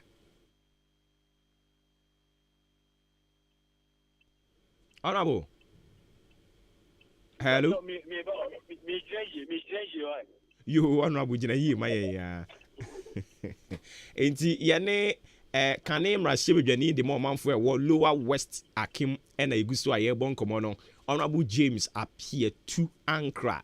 Osan ye member Edema Alliance for Accountable Governance as AFAC na ye prim obeka ne se ne tie no ade a kire wo yen san konko se honorable agina yi a honorable wadaroma watimi agina yi ama yen great inti na me bisa se as we speak IMF na did IMF delegation ya Ghana ye koi finance minister ni di animu ye yi na firi ho no mo a entwetwe anamontuo no nsa nkɔ na chikakra mini amidas obeka se Kenofuriata emre bi atwam na ne ho dodo no ma ne firi o man mu kura koti American man mu ennabi sabre no finance ministry no se bi ota braje ya tutu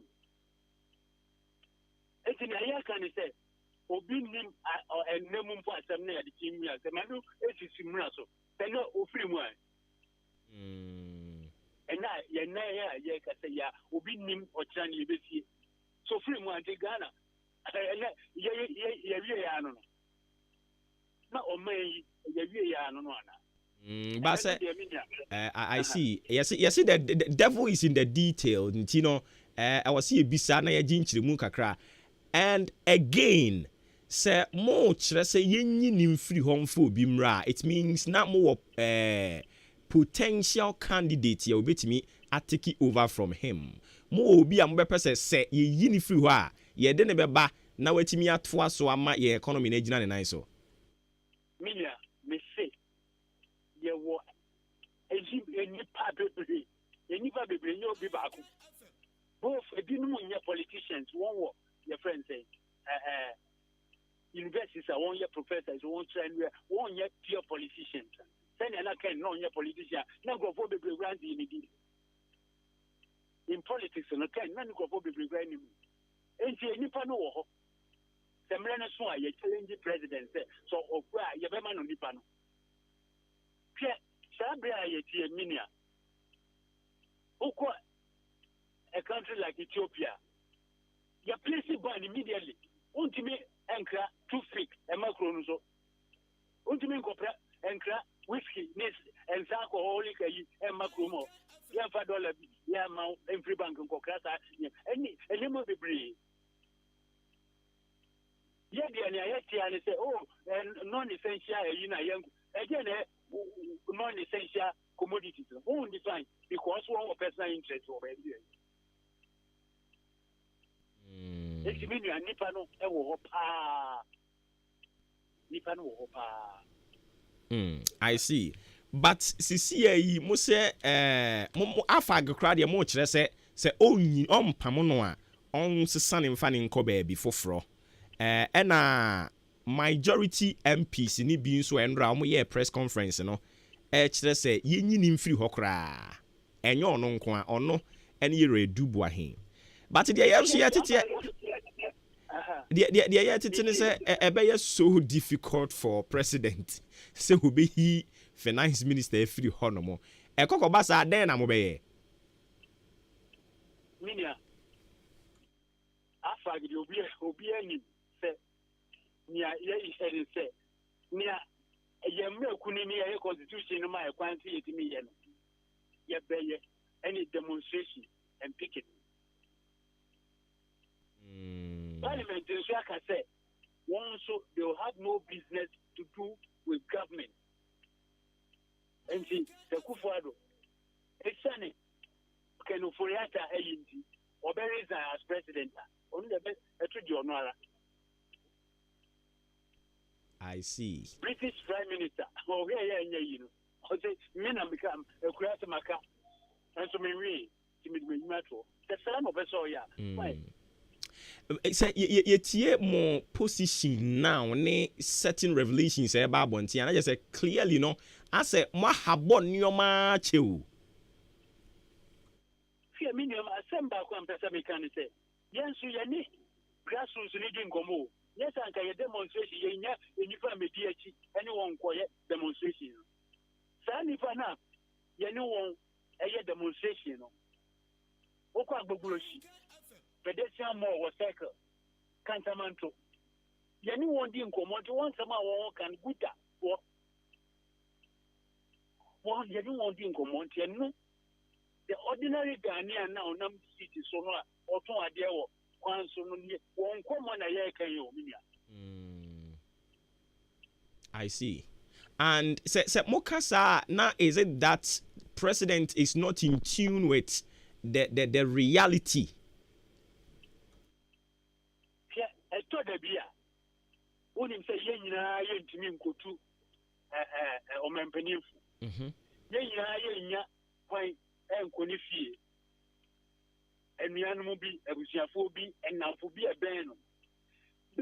Won mu bebre so sane won personal won yedie ne won personal individual yinti. Okwa onka no kwa ne nkyere no. Okwa onka enukura no nkyere no. In fact, the next person I hear and I say Nipa I target won't be a chief of staff and governor of Bank of Ghana. I say you are on wheels, pa. Master, a Nibre Sempania, a Nipa a more prime youth for no that chill, or in it, and no one's any I can you. But a bit also hold your opinion, be said, okay. Omo ahya ase a omo kyese we omampani mpamo no we onyi nim free ha we onfa ne nsen ha eye NPP fo no ankasa no omo nyina ye certain people as a one way or the other no as a omo ye bitter ebi no mo efele say they have been sidelined enti sa na tie de na say yenso ye betu jagum omo hold that opinion. How do you react to sansem no? Nkoba say nipa eye adeni nyina ebeye supporter of the president.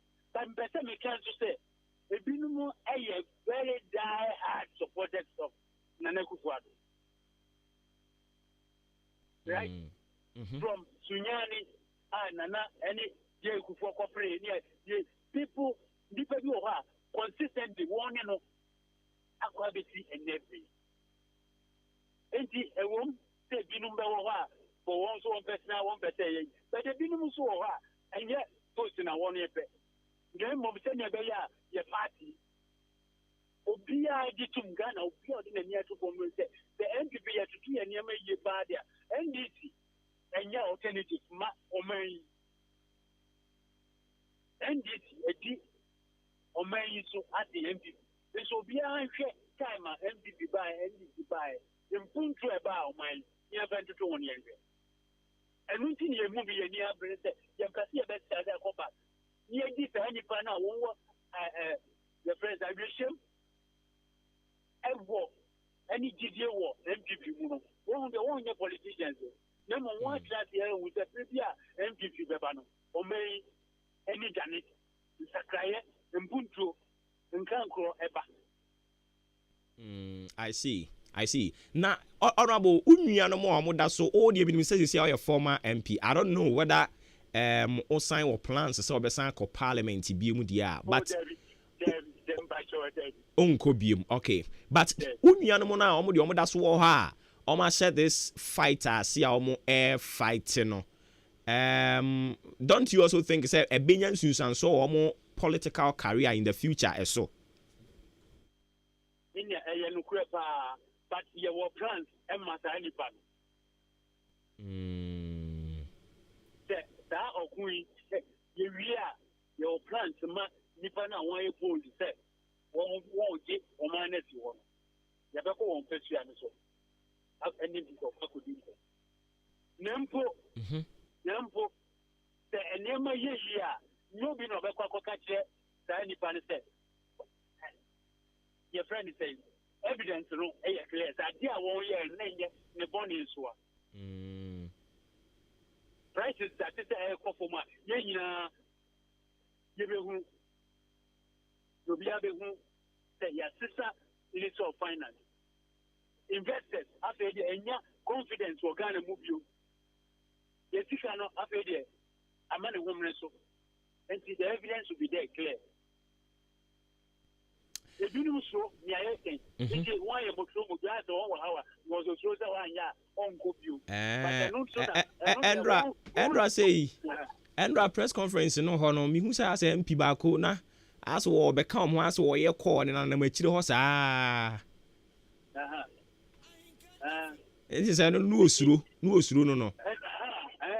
But I know because list no our whole matter. Yeah. One would be a call listen, so okay. And my final question is a Kobasa Diamoka nyina na a falling into a death year. Then Namobeye. Maybe say Omampanika so Maka, but finance minister ne party Yamoboa. Obekoswa wo ho nimdia fufuru bia fa bre no no fa moa mo man no sika se munyina yi a then amobeye the sovereignty of this country and now on the people of this country. The next year parliament of Ghana is not the executive.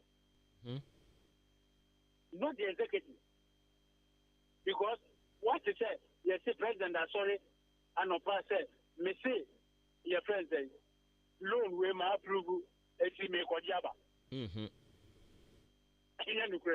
There be my yes ambre my sign Yana me Jubilee House my sign it doesn't work that way. It's no president Obian was a president now Ocha parliament there's no way you can run this country. The president parliamentarians, so on front and break here. There's no way the president. The only option will be to resign. The most mom premises can of time obey me finance minister. Most mom prayer and your man resign. Fine, me resign and me move. But so can me ni amaka na maka. It means that you nyam ready you on you loan you or baby and parliament you. And no dear, obeying a running country, obeying a running man is idea. That is the only thing. Honorable Ekobasa, because you say you say wabra mame adwa safo ne hunsem semba look at how our parliament is standing still. Even on Ukraine, one individual, ne 80 MPs. And so eka se Ekobasa omani aban enye dwuma. Emma omen yesika semwa yesu ho no ense kra because ebasa na government business ya o de beba na nke yebehwem na ya roli bebre no out ne ho atoye no ni nyina ebetwetwe ne nan ase minia eto de bia ya na yete owo of the cargo bibi na ma owo ka o because president Amanfo na to abama o It won't mean Kosong as a media. We are missing Mayana May. Nancy, who or maybe so. That's civil society. And Rashi, a Bowura, president, Natrabiano, or Nubino Castello, or not you, Bumano Gani. That means I said, Sally, you want to be the Nagin Sober. But we did years that Sumia, Emma Guni. Okay. Nanado, or Namfu, or Busia for the hero. We better be okay. Okay. Arabo ma yena senior thing si ha na mo bibie ni ebesan aba wo nchen biom. Me na me so me da ma se pa.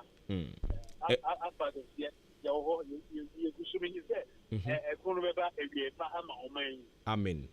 Amen. Amen. Da bia nso abebo afa akyem dan potem ha na waba ni aye 101 kakra. Mate. Yane okay, yane kane ana bo kasa. Me say me presiding member wo West Achim Assembly, Municipal Assembly or to be type.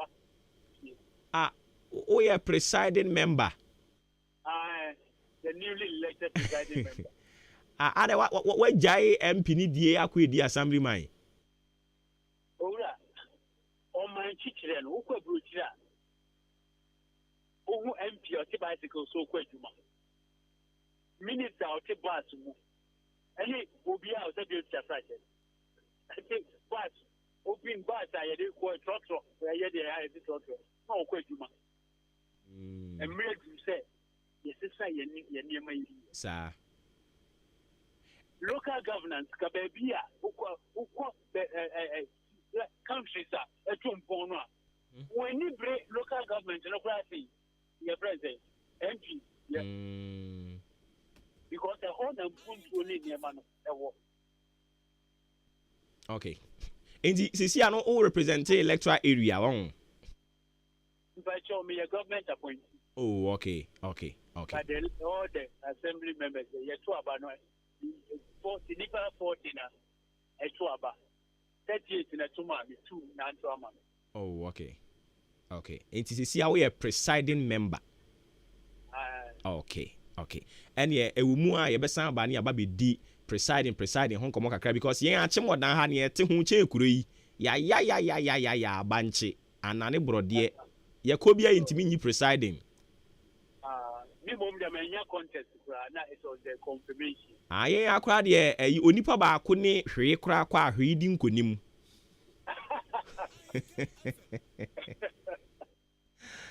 Enti ewumu aye beba ne abeji adesua kakra de free wo ho. Yane former Lower West Akim Member of Parliament MP and they are your presiding member. Ewo Lower West Akim Hwa Honorable James appear to Ankara. Yes. Come on. Come on. Yeah, dio. O me you must bedro. It's part of life. Say bedro. Yes, Mama mama kwa ba afia pomoko de. Adwin bibia da yie. Chama nyame adom. Ye wurem. Ba ada na say your voice we chirichiri. Samu. Nti maso. Na settle na. Sisi ade. Okay. Ye nyame ase.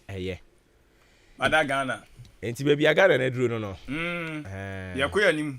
Na omampani akufu ado say na mo soso kra menyen. Awosen ka moma meni ni diwie. Mo so se chinchina aden. Oni ni didi awie. Anya na mamuo no. Oni na di awie. Na MP ba ko bi no send a message. E de ba ha. Also almost sorry omo di break the 8. Or MP o. I'm sorry omo di break the 8. Yama wunfie nwotwe wuntimi nimwie ye. Also di break the 8. Nya wase mo kan say finish the 8. Finish the 8. Finish the 8. Aduani wuni nwie ye. Na wo say prefofro. Wo say prefofro. Finish the 8. Samba kure. Wuni nwie wo say prefofro. Ose me ya na minua ne wom. Enso sa wo break the 8 ni ya me de mentan ka bi. Because yama wunfie nwotwe. Wunwie ye.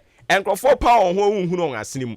Ene bode ebo na gene ahwie no. Fufuo ukoto fufuo amu amu pe fufuo yi. Ni otwa fufuo man kan fufuo twa no wadwom ne nsa. This is we say for mu. Na no so dollar sembe no. Ya na dollar sembe no. Akeka ni nyina. Abanche no. So the car or the car na kofa. Omo de say ya ka hu bi o, ya ka hu bi. Za. Ghana na ya den na ya ka hu bi pa no credit ya baako. Omo twa fufuo na no madwom mo nsa. Ya ka hu bi. Omo won makoto ne nioma dadada be gustom. Ene wati dollar omo se akosoro ti no enioma dadada na maame akwa akoto no eya na meto eya omo de ne se eya meto mase o eya meto mase kra okay eya meto mase de kire se ye fa ne se bi a January no me ko fa eburo asem kan o makofa eburo di abegu me shop mu at the price of e bi a me ko fa no 10 cedis ena sisi ye yi no 10 cedis no enye sa biem he say ye 50 cedis shane nso say e sika kro no ana me de dan January no eno ana de abeduru sa abre so that say enti say ene e bia na January na ka me hia 10 cedis pe ene me hia 50 cedis enye se sika no su da ba bi ni makotam o eye the same ne me de ye business from January no a enti ye dan ye be ka no and there no credit enti nuoma na egu dada no nyina yes ebe ka no na ye nyina ya kasa asem no but sika no ebi ameka ho so that say eso tia na eti because mvan say so say dey je price dada na uwi a na say koto fro na sa fro na koto price ne kosoro me say enti be de wonya sika de akwa obenya sika ohin na de asoso akoto obi koto nsuo pure water yi ojina ho mpacho e say ene omo bo ma no okay me kofi akofa sika ba oba ye ne yesi ya dibi atoso oh yasi ya ya bi to yen mini January yasi ya ekotom sa 50 kilo no ya dia ya busa no say 75 ana na say am say ya kwadan ya ho ba ya tum sa asia ya adana the same day no maame baako oh batanye media nye okoto pampers ya mane ba aden pampers no okoye no business mpacho say no mka kire no okay maame ni nya ko ongonka de wan kofi o maame ni nya ogina ho na maame ni nya ko oye ko ni wi o se madam association madam ya association for that madam yes the okoto pampers ni be wudi enyi maame price na wudi kan no me bo wasum ndogwa ndogwa baba yesu ya ka ho obo banche ne body yi enye enkure eke kromfo nso so de kan kwa kofa wudi bi enti a banche ne body ho no ode ye ka ho bi no wudi bi enti a o pediti ana o interest so interest na je fo no mutimi di inframa gina mo o timi di inframa gina m aden what is that body to grow say no wa kan fam so enye ya so ya ka ho bi enye ya ka ho sisi ya say no ma ye na ye no we say impo banche no kwa na ebia Russian Ukrainian war ne hwan kan no a enkwan no nso aponche no ya crazy na aponche no ni bo aponche no nya ne bo kra search sa aponche no ntimi nku aponche no nkwa mfa nya nkwan yo ento say ahe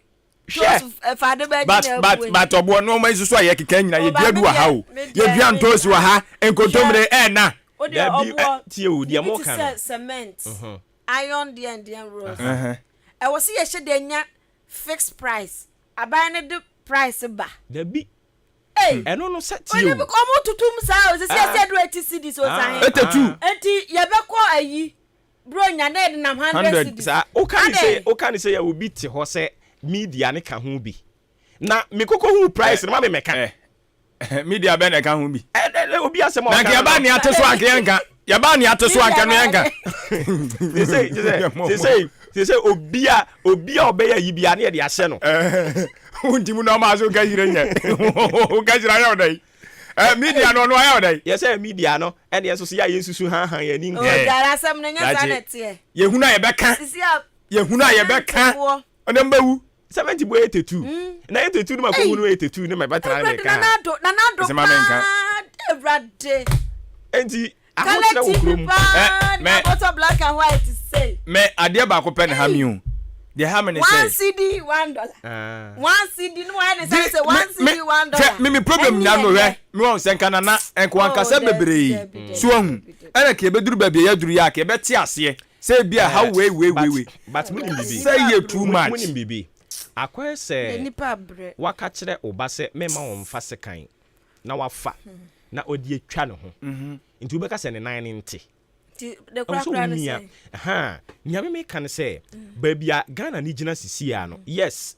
Ye betimi abobɔ playbacks na ne arefe wo mutu wo nsɛm wo kan ye but ye yes awi a ɔhaw no ɛto ntwaye o enti ade ntine mum ye nyina nka mmom na yɛmfa solution ɛma enti na me ba o ye solve problem ni nyina na ye sɛ ka kyerɛ wo mo ohun ye ɔkan ye so mje so that ye na hwan na solve ye solve na say obo sase mu wa kan menti ase o the thing is what the idea ne ba yɛmfa enti ade na wasa ha ho I don't know wabadwe ni te yasi som ne yɛfa de abɛkyekye so wa ma mi jam ba sɛ ɛya na ɛto da bi asɛ reference ne doso yes enti anu na bɛma wo ɛbɛpini wo widie ni mu ama wani bɛba ho so sɛ ye free refer yɛn so nyɛ ne o ebe so mo program ka so na so abo na ade no so wo kyerɛ mo se bia wo hwɛ o refer na wo minister ade ya sisi a afi o mo atwa mo hui me kai se minority for kan se mo ndi anim kra mo negotiations no dey see omo de ne koi se ti omo de omo ya manyofo se omo no de ya na omo ya manyofo eya na eduru ba bi omo ha omo ni kan nsem ni bi so ati ase nti e bia na omo fo se ya amanyo na omo fine ya fan say amanyo no mo ye ba bia nduru ya on se papa na wo friend no wo ka se bi nipa no ti ensem wo ka nyina wunya ba ko bi wom ye papa so mo ya manyofo okoko ye beka say ye ni etu ne fu ne watie and unim say this na nkrofo ye o ma sori MPP fo yi unim say o mo so ma di kan e de kokko bo akọ mo presidency wo say de tie ne say o mo de fa o mo majority leader so say oni opani ni nkokasa no nka che say ne finance minister o mo kwa de nya finance minister ni nko a o oni ni deputies no mo e ka ne ho nyina on pam won so ati ase no fan crofo from famra yes wo mo ni majority leader ene o mampani ko hia ye a chire no mu bisa ne say leader yesoma wo na ko ti say so ni a response papa bia ne say da mba wo emfa eti tintini na wona na ado so no senior presidential advisors no omo ne nkasa si yemfa tintini mu man omo nyina abekoro nsa abakoro nsa yemfa tintini mu man yo mo kan kira na ado se dwe ne ahantan yemfa mu man mo kan no kran kira no na wa nkrofo abeka kire wa wantie sa nam say wa ya ade na first time na maninyai sisi maninyai on ba bia si abeduru me I'm just praying say majority members no o ma sorry no omo be koso stand by omo nsem obomani abro na omo mpani de business one ho aba na mapie omani abro ma ya toa so sa ma na mamuo no agina ne nan so enko nanimu a afei they will begin to rethink about any omo na wo ma percentage eyanim guase eyanim guase na wajad se wa nkrofo be sori atia wo this is vote of no confidence and no ma case you pick so wanya wo de bibia ba parliament o mu nsom and guase no party no wo gu party no ma se no omo kom constituency omo ko hu de ekoso nipa bro na no wagu party no ma se na wo kra na da se na obi asoro woni adwuma ye na tintini sa afiri henfa na je we ya se da na wo ma percentage party no wo se no dia mema no be 80% na wo twa yampia nso na mu aden mo ntoma me e mo amasem MPP fo onim die ama MPC no amani abre no se sa asem na na kan ye no wanka o ba bia nso se omo stronghold yo ene honso so no omoto aba boom ni ma MPP for enti majority members na sorry ye no bebre no a Santa region yes enti omo constituency funa ka chom se hwe na na do ba obetwa ya dapa ese omo nto ommeso obi nsa se koto aba too many this MPP enti se sa de tie de ne enso ebeto atia omo na omo so no ya ntira because wo nana no wawie wo de ye di wachi asem ne tie ade What do you do? But and only problem no. It's not because MPs for we no sorry no. So we MP now we MPP ku ni mu a. I was also mo wani bere. Because papa no wako. Yes done. Wo be make say wani suade hunu no. Wo pe be 20 years wako si president. Nanado but president Nanado onye sa o. I can't 2 years. I can't 2 years but one thing is say onwene ne ma. Ne mama say ne baby ba pani dia. Ti president Nanado ne baby antimi ba ya president. Enya ne manko a o. Ne nana no. Enya ne nana no monko a. Obi bia o free achim block. Ti say achim mafia na yefre yen. So I say obi o free achim block bia no ne na na yi. Record nyina say. O say omo political career. Enso nka ayi honorable Kojo Opon Nkrumah say fine gentleman. Dachi bia ko beti abedi mampani. But say ne omo ye na edane ekam abeda yitirim. Enti omo ne nkasa. President ade o ye na I say generational curse o.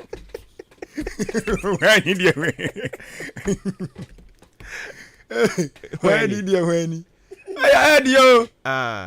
Nana, who make MPP unpopular? And then you make it unpopular. Oh yes. President Nana. See, I can't say one for, and I'm here party. Be more go for now, so no say. Me say. Yeah, no because we mu di for. Okay, yate. Enti bu dem up matare dia chen so Obuoba de no dia sa na no. Oye NDC ni mate. Enti muamu MPs ni so afedi omo so adane NDC fo. Amisa. Say Aruna Drusu mo ti. Am convince omo. This ya enya ni baba ko eni pa 80. Na omo 80 no. Say wo omo a ebi mo nso so ya appointees. Enti wo appointee dia nwa se wi wanim. So I say Andra say mi hu say honorable credit was enya akon na wontimi nyina fa akon na ma chire ho or the call na ma chire ho sa era ayi honorable Kofi AHENKAN933FM already no ogina hobi but no wasi ni trase I was honorable is better umema uti so yahu pa edina abadada edina wabonten yahu mo and I'm MP. Why? Honorable Alexander. Oh, Honorable Alexander the man who no. Already man who no. Yes. Already man who no. But honorable for me who am we minimum omo pa no. Achiase MP. Yeah, chairman Mafo. MP are still I that's the chairman. Chairman Mafo no hobby. But no sisi interest sa. Said ya na ye no. Na me dey tell sisi interest no. So no nya appointee bia. We board chairman. Oh, bam metro ho. Say nintina no sisi interest na ho no an me hu so dey fun atare na so.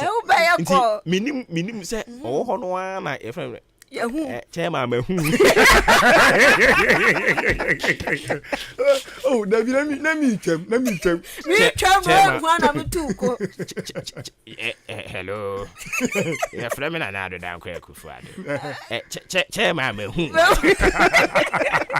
Na otua mo no. Wala bi uzi oyifa bu one wa. Away woko. Honorable Kennedy was saying ako there.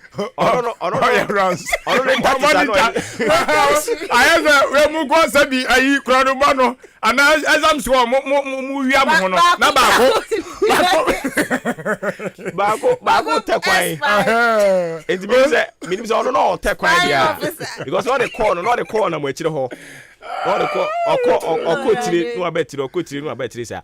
Di omo ye no. Unia kukudura untimi nye da ntimi nye because we are about say ye be sabotage wo enkrofo bi omfo so mo na tumi ni wo mo ho no e be du omani o come minister ho ho say bia me kwan tutu o mua wo enti di omo ye no e wo se nyina ye tie o mo chi sa mpifo no amaya de next election bi asafo no wo se ye to aba ma obia because omaya de we na ye hwe yes we na ye hwe omo ya de we nya party interest omo no omo ya adwen MP4 na omo ya adwen na nso so omo ntumi anyi omo animu ama no e wo so omo nyina ye to abatia won because e nya atwom me no ya adwen but we ni me dibre ni kura me no ntimi nti wo dwene wo dibre no ho chen nkrofo ai o dwene wo dibre no ho chen wo constituency for safo nyina wose yesa to aba ma wo me ampi ma hunu nti meto atia no okura post ya saje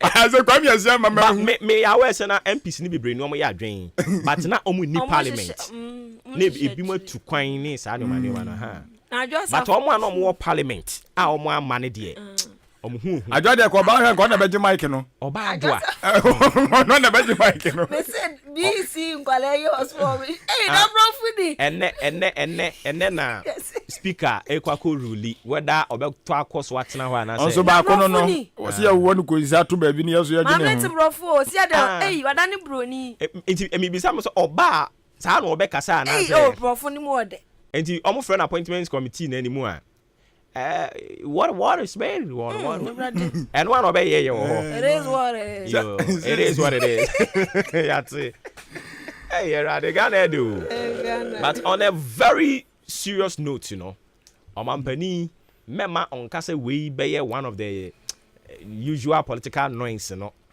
edi 2 weeks e betwam mema omampani kasa because nia nsem no mo kan no ya kan ya bre because onipa ono no atoto IMF fo ho wakeka na dwa kire wo se watintasuo so what ya say na wasado tekire ma afa wafi na wasa ukọ ufia na we kura na wasika wase IMF no kura ko mu gina so kura na wo mfa de ne maye si odi animu no enu nti na mu delay yen no na wo be na ka ye pesika na ka ye pesika ni bi na November budget yo mo ko ready no na ka ye dia support yen budget no but be pem ne be ye yensa na micro information matene say this year pa de yam forget ya IMF sika e be bakra na next year kra na somewhere March na wa be ya wo de wo be tu obi na wi asa ba be sere na dua na wo yire kra wa ware ne kra no wo yija wo yira wo betimi asa akọ ne ho sa trasa da bi ready enti yi omampani onwene oman no ho I love na you love na so mutwamo I was here start here no so campaign no charges ni bi cross abekeka ho 11 yan huni ne yayi because so mu hu konta omu hu konta yanim de asia 11 mo de ye edin o se gu 11 na manim yayi ye be se ase ate ho ayi ku wana be gu na de yan tie atua ni bi ye nya be ko ban panyi no ye twam empany for ma me nkwa homa ne so ensan mra kobra wa hene me ko ahoma ne so aba yene honorable member Eddie Manfo e what time about to empesua so yen yankasa yen champion honorable Sulemana Adama yene ne kobon komo o call me mra sebedwe fia wono e na osan ye ranking member Eddie or deputy ranking member mum Eddie Emma communications committee a wo me mra she bedwe fie honorable timinka anopa imamu acha ba AHENKAN933FM so Mejosimania na hom tete misai enye deputy ranking member me member oh ye member deputy ranking member ye Sam George mom because me kra me hu sa na afuma ni so kakra okay and ye dey rank yama we na just say enche ebeba mu me rank me pecha na moji makonya wa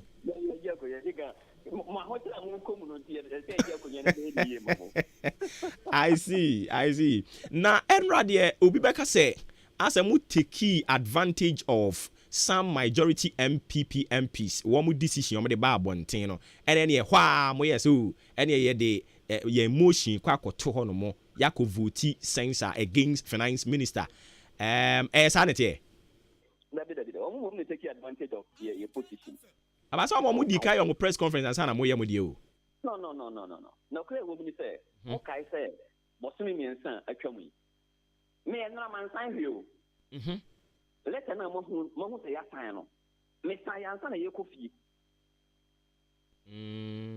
all the members who say ya sign wo no ye sign ansa na ye kofi o mo kai say samre no me nim say mo te ya eba social media it was even look say minority MPV assign motion say you finance minister mpe konwa no so and it was done even before the recess but the ba na knowing at the business committee meeting and minority that you are how na Idrisu I can't say a business committee because democracy, no surprises in yet. Or catch a business committee, majority than it can say. Minority not taking intention say. You better move a motion against Minister for Finance. And it was a public statement. I did no panel and nobody will call a press conference. No. This is as it may. You have no problem with it. You ever say, can I say, Parliament for who to me? Oman Penny or who to me, or Saki Minister. Now, Penny and Ya, Parliament for who to me. Now, over 3 DDR, no one to me, the animal in Gracia. Nehemiah can answer and say, we don't have the numbers. And no one who say, you say the move motion, no, my Ghana for who say a move motion. I am moving so I get 2 minutes. There was a move motion.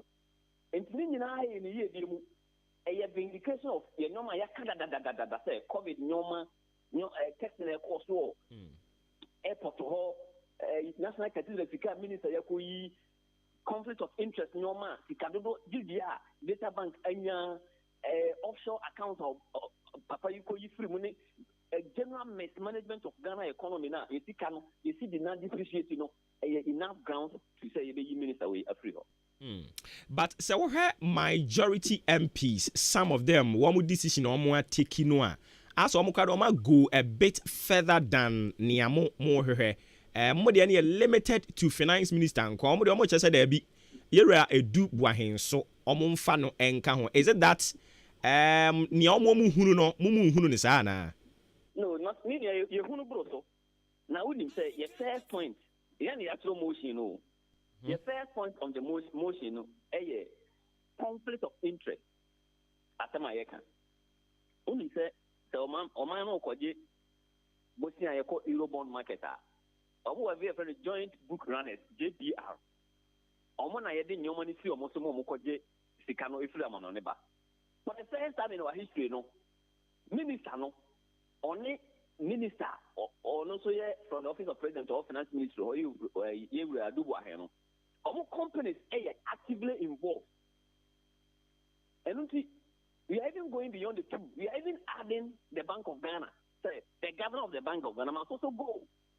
It's even because the structural conflict of interest, you know, I had a black star brokerage, you got Adubo India, they had a minister for finance, also a data banker, and also more.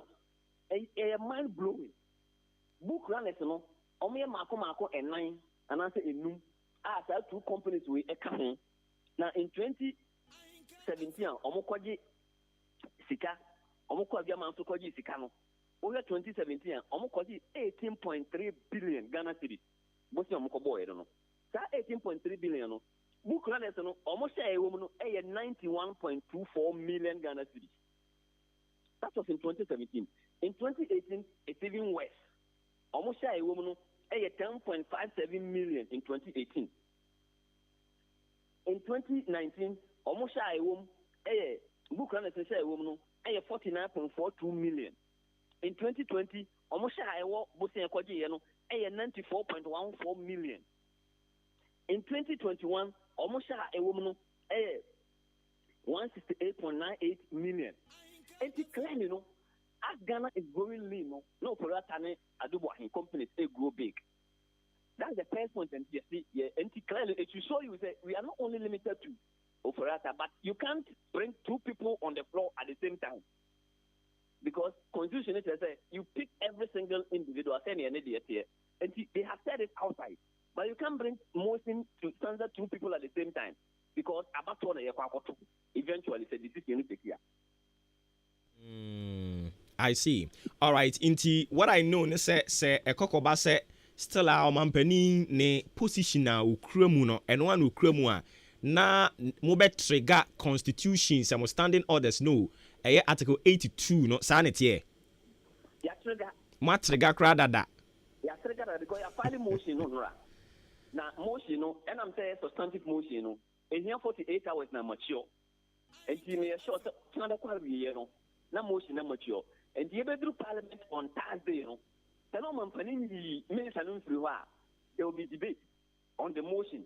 After debate there will be voting and na yesterday press conference no na yesterday ni say If you want someone better about thing, can I? No one can about thing. I'm not chamber of mechan. Our mechan is sending a month for vote number mechan. We just need 185. We have 137. 137, 136 now because of ascent of AHENKAN933, and you have 138. They just need to come and add that 50 votes, and we will take away the minister. It's on Mampani Pro on Pony, you know. I'll be surprised on Mampani better than Ama, what we are doing. Now I could take his decision. I'll be surprised. I'm expecting him to act now because now I'm going to say, Minister no bomb money. Or no, I can't party for them who's a minister no more money. And then I know Obama Eastern region, over council, more bomb money in the ideas, so you know, and one other honor. And the minister saying, and the empty saying, no, correct. I see. Ain't see a day I ain't heard any move from a minority side. Yeah, I'm hearing him say, all the 136 here, you know, I find, member no. Motion, you know, say any minister. No, we just needed 91 near move, and a young 136. A move with a motion. Now, what we need is after debate, you need 185. The 136 is there ready, and that's what you should expect from us. Even if the 136 votes now, who say MPP or more national time issue statements. If they are able to convince their members not to vote, fine. We have done our part. I'm a gun of one who say, Minister Nanya, I want to attend us. Then after Minister, we will move on because you who say, Obina appointed Minister. No, it is a Minister we are. He appointed us. I see. Okay, but Mami Misa, Mami Adwa Safone Diano, Yanity say, and ne. And speaker or didn't ruling eba, but near Sisia means so many to say. And as a speaker Tanasia, Obe declare Domi Kwabenya seat no vacant. Diameme Titiano from a very reliable source. I don't know whether also we a preview too. I am not privy.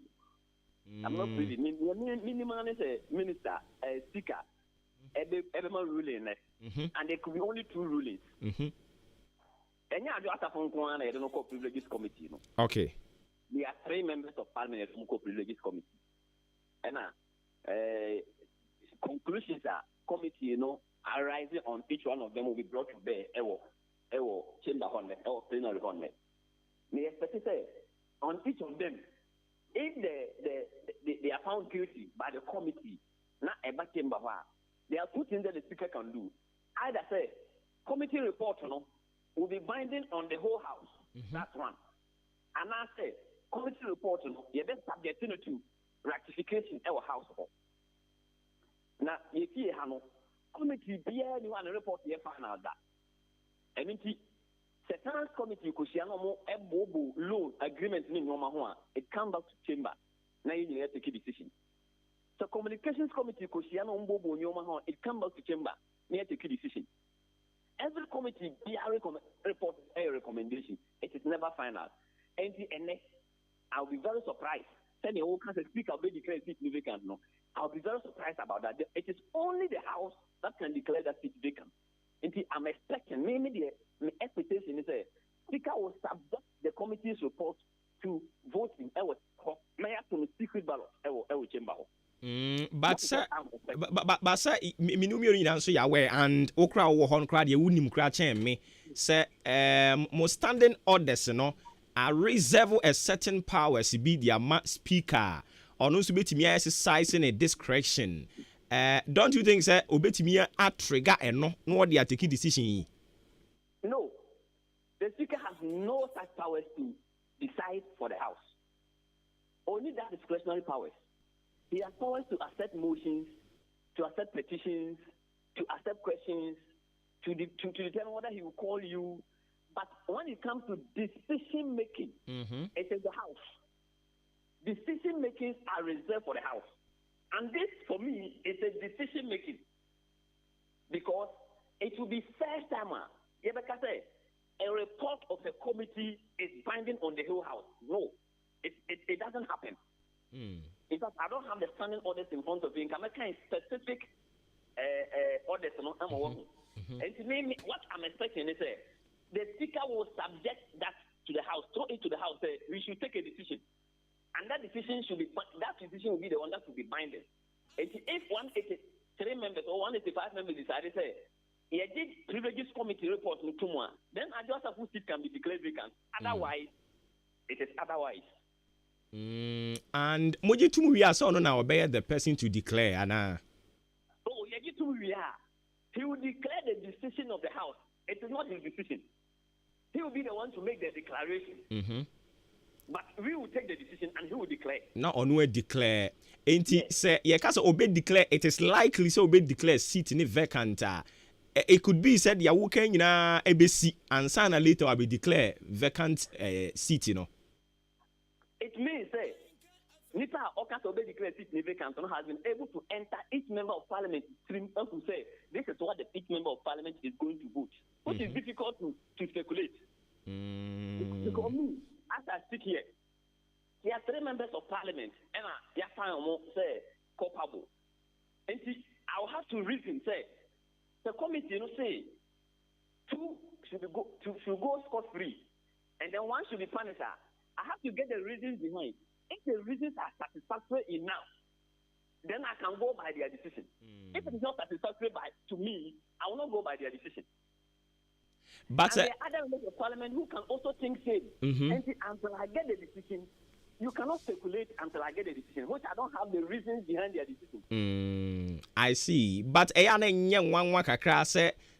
minority, you are hell bent on making sure say you protect Adwa Safuni seat in a kakra. Why I can't you say protect Canada seat, you know? Now you protect court and recorders because they have all committed the same offense. And you want to say, you tell me you committed the same offenses, you know. But I can't did this already on 2 years or Montana. But say Bakono so that equal opportunity, equal hearing or not what disregarding nina. You see, in Parliament, the committee Ecosia. Committee of Parliament Kushia. Now, Omudi is near unanimous. It always passes through Timber unanimously. Now, Tomu Kushia, now Omudi is near split majority decision. It's always subjected to voting. It is a demand here. It is likely, say, the decision at the Bano, a unanimous decision, sir. It is likely, say, it will go through this quickly. But, say, people disagree that. It calls for introspection. Say, yes, when you disagree, and for me, when you go to the chamber, now decisions need unanimous and a split, then you take the decision from there. But from a fair point of view, from you want to give fair judgment, people of the same caliber should be treated the same. That is the rule of natural justice. And for me, I will have to interrogate why some people should go free and some persons will also be taken on because I am also a member of parliament. It can also happen to me. To me at so okay. But you heard your air cost so yenyi finance minister and free hall yenyi deputy monsoma filing motion majority some MPs be so any ya omuye coupled with Mame Sarah Joasafo ne ruling na eba eniya. Now you heard your parliament no ani feel so this year the answer no. Looking at a Niema ACC, there is no end on sight as we speak. This is the parliament, and there will be periods consensual decisions like any other parliament, and there will be periods and so decisions are unanimous, easy to deal with. And see, for me, it's likely to be. This adjustment for Canada is likely to be the consensus of the whole parliament. Just like budget, e-levy time, after e-levy things are decided. So things will keep coming up and down, decided up and down for 4 years and we do. And see, we should brace ourselves up because it will come. Make sure that there are other bills and it will also elicit a lot of emotions and also it's part of the parliamentary game. Now there's a section we know how say member of parliament I'm watching chambers CCA and I'm watch parliament CCA any day. Kasa kra was so shall you kasa. Oh yeah. It's part of the game. Remember to say if we ever intend to stop this here in the parliament. What I know. Yeah. It is going to be more serious on that even than all the other things that we have seen. It's more serious than the levy. And you brace yourself up. I see. Nti I was here psyche and honey the two in trim say there is no end in sight as far as parliament are concerned. Of course. Until the right things are done. If the right things are done, you do the right thing. If the right things are not done, you see, it will create another issue, and the image of Parliament is also at risk.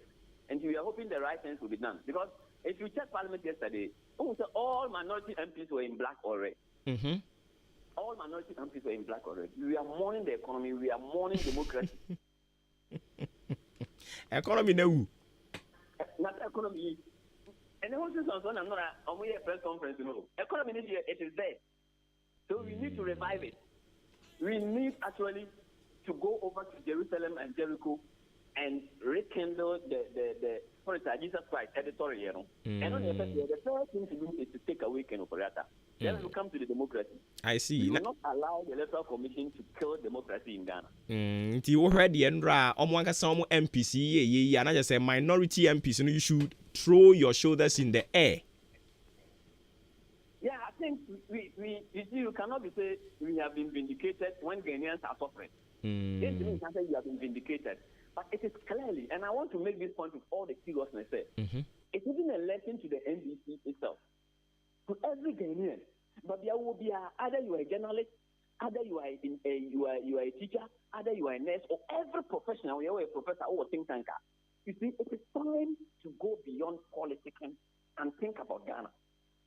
Because say you to say Omampani appoint you to an office, not over several people now. If it is wrong, no matter the political party the person belongs to, it is wrong. If you are in the media and you have affiliation to the MPP, you should be bold enough to say this is wrong. If you have affiliation to the NDC and something goes wrong, you should be bold enough to say it is wrong. But anytime in Ghana, I am just hoping for if NDC takes power, me appointing minister and the person is going wrong, the members of parliament in NDC will be bold enough to say this is wrong. We should not wait till the last minute like this and your man say, I say this with the passion because that is the only way to make this democracy work. Otherwise, we will go back to where we don't want to go. Okay, honorable ma yena se e wo mu e be front so near the party in komo kakra meje the constituency elections no ho koso. Nyame adom. Enti e wo mu e be ba ne abedi no so komo kakra no pe ye da se. Ye pese ye jawo na jawo tumi kona ye nko hwe ne na nso be si parliament. Enti yene honorable Adama Sulemana or ye MP at the moment for what time about one person so and Obono region or sign a member parliamentary committee on communication and yene ko twetwe en komo no na ne ade adrei me heard the bonkra tani mu no foriata enti mom fa mienu bi na ana oh okay okay na ja yemfa enu nsusu mfangu na yenko yenanim parliament be de ne because ene no baby information efiri ba no sotro bebem enye sotro per se but anhwe ya na maame na wo ka slants no ya gina konwa firi ne nsem but maame no oya age ono kwa I'm still your MP. Me papo da ni to say country. Say me to say constituency.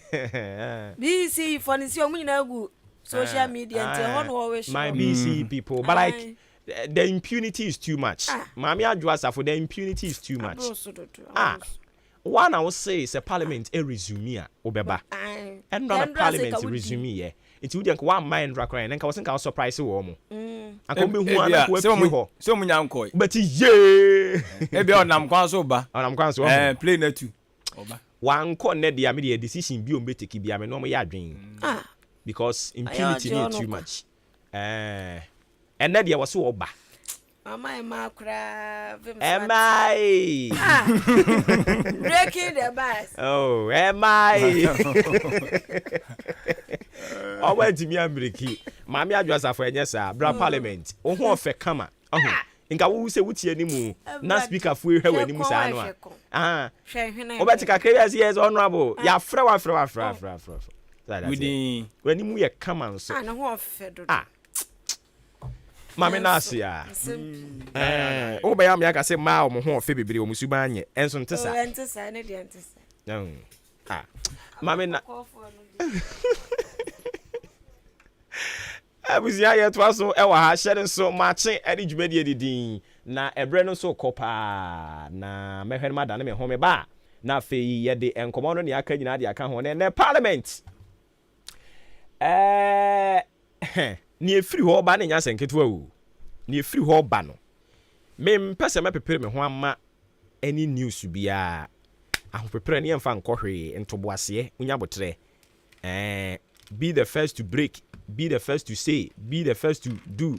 No waji weni so. Inti di amati di nyina me di she fridge mu ansa. But de here be besi. Ye fan she fridge mu. Ma me twa me hom ra me ba. Ye de aka nyina de to aso mache eni dwumadie no edin. Information wo krom. Tie we ma ye ba.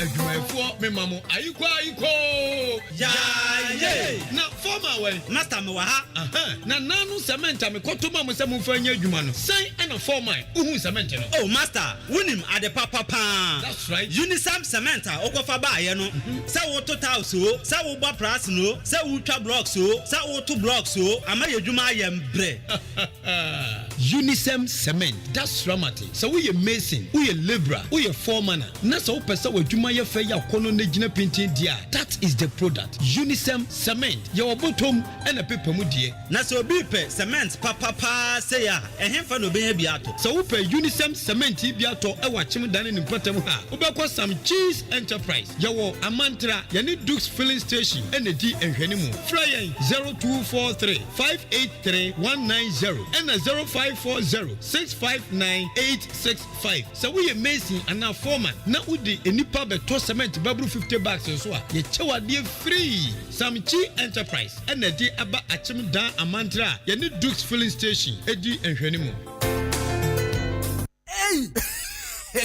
Agwasi jade ujafo ena ne car engine ewuo ya esi wodro so fitting shop wo no bra enyo ne kanfu si horse engine oil man no ogia enene e kire enene e kire PSA bra me na masam ni o akrabato yakasa se seahorse engine oil no ene wo special additive a ehuru engine mu e ma ne che me dwun ho won na via da kra ene me ne e ka ba fie na me fa the whole world open quality engine oil seahorse ene wo so say private cars taxis commercial and heavy duty trucks enu ti no me kanfo seahorse 15W40 and 20W50 ama drivers ene ka wona fo nyina afi motorbike aboboya ena pragiafo no mumu de mu hia eye seahorse special 40 enu ena riders any mechanics e wo sem use you unua no kure wo mni say seahorse product ena ye papa ane bonso e wo form sem frimu fia e free na kro seahorse engine oil nkoa na begu me car engine mu ene fra seahorse for 0244 577 559 and 0240 800 007 seahorse products enua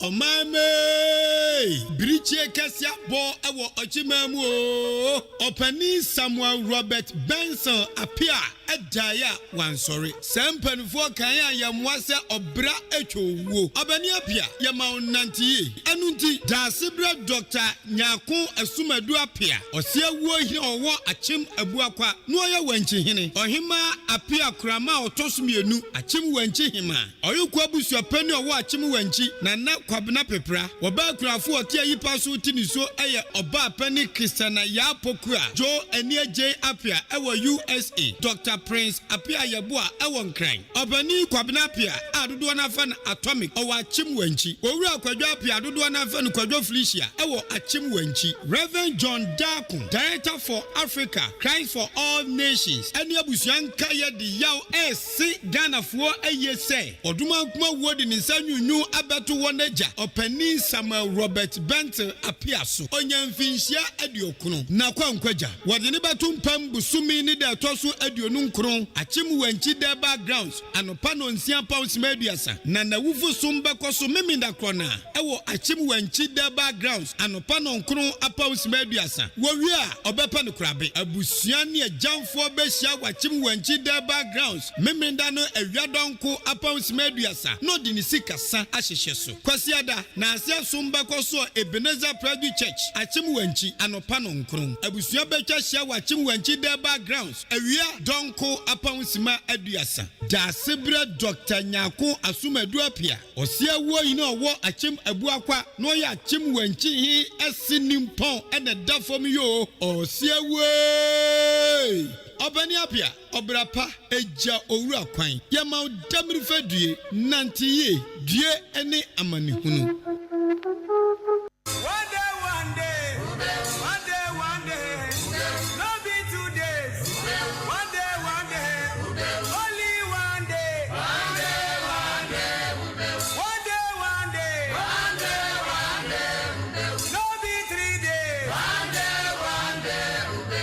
Ghana adisiye Obuoba Ofori Amanfo emamo ache edeba AHENKAN933FM Abusia yeda asese watwen amayakoto nkra abaye to aso hyene nso fama me se dwumadi agusu awutie nu yato ne din se Maakye me ofre me Obuoba Ofori Amanfo Nyankopon ya adomo a efiade ya edi yen anim AHENKAN FM yene Jubilee Hospital ya kayen toma abo anin na entuma ye kabo ani no enya agbaja anasa adoa ene de besa ti ha ya nuanom ma ya maame no ma ya busuafo ma no munufu ena ye pese ye hwe na obroni friend screening ya hwehwehwehwe mu a pese ade bi ba betom ana abetom a ede o haw kase bi de bema unufu no anasa sen ne tie nti bra na bosumi we nyina da ye yesi ho no mo se breast cancer ena yede ba be ye ho nkyerɛkyerɛ no yemfa sa akonya no sunsu enhwehwehwehwe wunufunim emfa ema wo kama ya na wache ne nso saa de ama me breast cancer awareness month mu ena AHENKAN 93.3 FM yani Jubilee Hospital aka yentuma bo ano a efiade yi yede saa dwumadie no hyehyɛ so ya na wache ne nso de ama me ebekɔ ano pa no nso pepepe na ya sha ase wa AHENKAN FM yen animu ha ya enti mum ye nyina mfa ye ho enhyem ebi na ye nyina nso nim se Ochiman Development Association eguso a wo mo eje dom wo a utie yen na nso pese wo do ntoma bo mo dia no na nisuade hu ni se mu besiesie mo mpotemo etumi ba mu no me pa cha obebre fa wo ntoma bo mo dia no wo mo eguso wo mo twotwo din na ne tie ne se utworo wudin no a na wo de eye 10 Ghana cedis ato fem 10 Ghana cedis ato fem a eno no bosumi bia 10 cedis no ena wobetua bosumi bia wobetua 10 Ghana cedis na etumi aboa ebo no a na mode aboa mo man kyekere etimi akọ nanim na se etiefo bekaye a bese na wotwe mienu kọ na wotwe miensani ena omanfo wa achim aboabo ne titiriu ye aboa achim aboabo Royals Association no wo mo ebodwa data na dwabo no ase no ekupie mu so omanfo se da bi wose yan kase yehwe ne yen gota no yen aye ade modidi tuo nkakra mpanimfo edi mu anim enso so kyerɛ se omo wasem bi ka kyerɛ mo ene anope yen kwa homa ne so na ye ni yera udi AHENKAN kwame yeboa enkotwetwe enkomo agya wote yen kan FM so ni Maakye yaja na pombo ko de me ho de pa na mo so nyame adom yen so ye ho ye pa no pay great inti yaba wonche ya no pay a yenya ne ntie se mo asem eka kire aboaboman efa wo mo gotes no ho wadaro man nti ni yaba wonche ya no pay bra so bo otokuma yo nyame shaw no kure sade me se o bo etifo amane no the very people's assembly was small boabo me di tu gase yen gata na sade abandi ni sabe kan ya adwuma na asiasen se yene yesikumu se obrebi wo ma yene yefam ibeti ma ke won bom ni aya ade ntina yen hyase na ye ababo man so eti ya se wa asopem ma yiku ya chima baburo ya association kaka fundraising kaka ye wa babo kumo no nya ne yesa be pie ho adwen abo ye ho na ye futu ma ibi kaka na na gota ne sɛ contractor na ɔyɛ na ɛho akadi na woku ma mekyerɛ ne sɛ abo mu di ne ade na woku mu nya ne tibi fa yɛpɛ ɛmfe nsa nkɔka ɛnyɔma na yɛde yɛ no na sɛ consultation kakra through the assemblyman of Achama Babo na bo apia kubi a dodo na afre no amukachi no etimi nya afọ mana na wɔhwɛ adwuma na aban yɛ no so na di nkita ho ama ɔmo mbaba bi supervise adwuma no nyina no afei na berewa yi poma kwama yɛno mu nyina awie bibia ɛho tikasɛm no maka esi anyame adoma efia da ebe yɛsɛ aboaboman sɛ kuromu no nyinaa nyitwi na mo mɛboaye sɛ yɛmpɛsɛ baakɔfa apaafo sɛ apaafo mɛadwuma mɛgyika ɛsɛ nsumo no nipa nti woyɛ mason woyɛ carpenter woyɛ ɔbaa woyɛ bɛrima na sɛ dɛ babo kurom atutu ayɛ tatantan a aban de ne nsa bɛkae ɔntumi mɛyɛɛ no yɛn akɔtɔ yɛ anwea atɔ cement atɔ aboɔ na sɛ yɛsrɛ kuruma sɛ momfam ahode mɛta yɛ akyi a na ogyidie sɛ ɛyɛ asɛmpa nti yɛba ahenkan fama nɔpɛ yi a ade sɛ ɛde nya ne sɛ ɛfia dɛ bɛyi agya abo ɛna yɛhyɛ aboabɔ adwuma no ase nti obi bia no a wɔne yɛyɛ adwene na ɔpa aboabɔ nka nkɔ ɔmɛka yɛn ho na yɛnyɛ nti anɔpɛ yi ade sɛ ɛde ne sɛ mfia da yɛda a kyema aboabɔ yɛmfɛ nkɔfu ɛyɛ akɔɔfi da nti mpanimfo wɔ kurom hɔ ɛnyinaa ne mmerankyɛ no maba a wɔntetiw ɛbɛbono no mo ne kura ni da so so woyɛ ɔba a yɛkɔsɛ nso ɔda mu a na wakɔsɛ bi yɛkɔsɛ bulu a na wakɔsɛ bi machine a yɛde bɛyɛ yɛka ne sɛ concrete mixer no yɛde ne nyinaa no yɛkyerɛkyerɛ ne nyinaa aka biribiara kamakama yɛba ne yɛpia hwibaro a na wɔpia bi nti nnipa dodoɔ no baa adwuma no anɔpa no wɔtwe kɔpempɛmto berɛ na tɛ yɛate na sɛ yɛwo sɛ adwuma no yɛka sɛ yɛbɛɛ no yɛahyɛ ase nti on the side of Achama Babo Association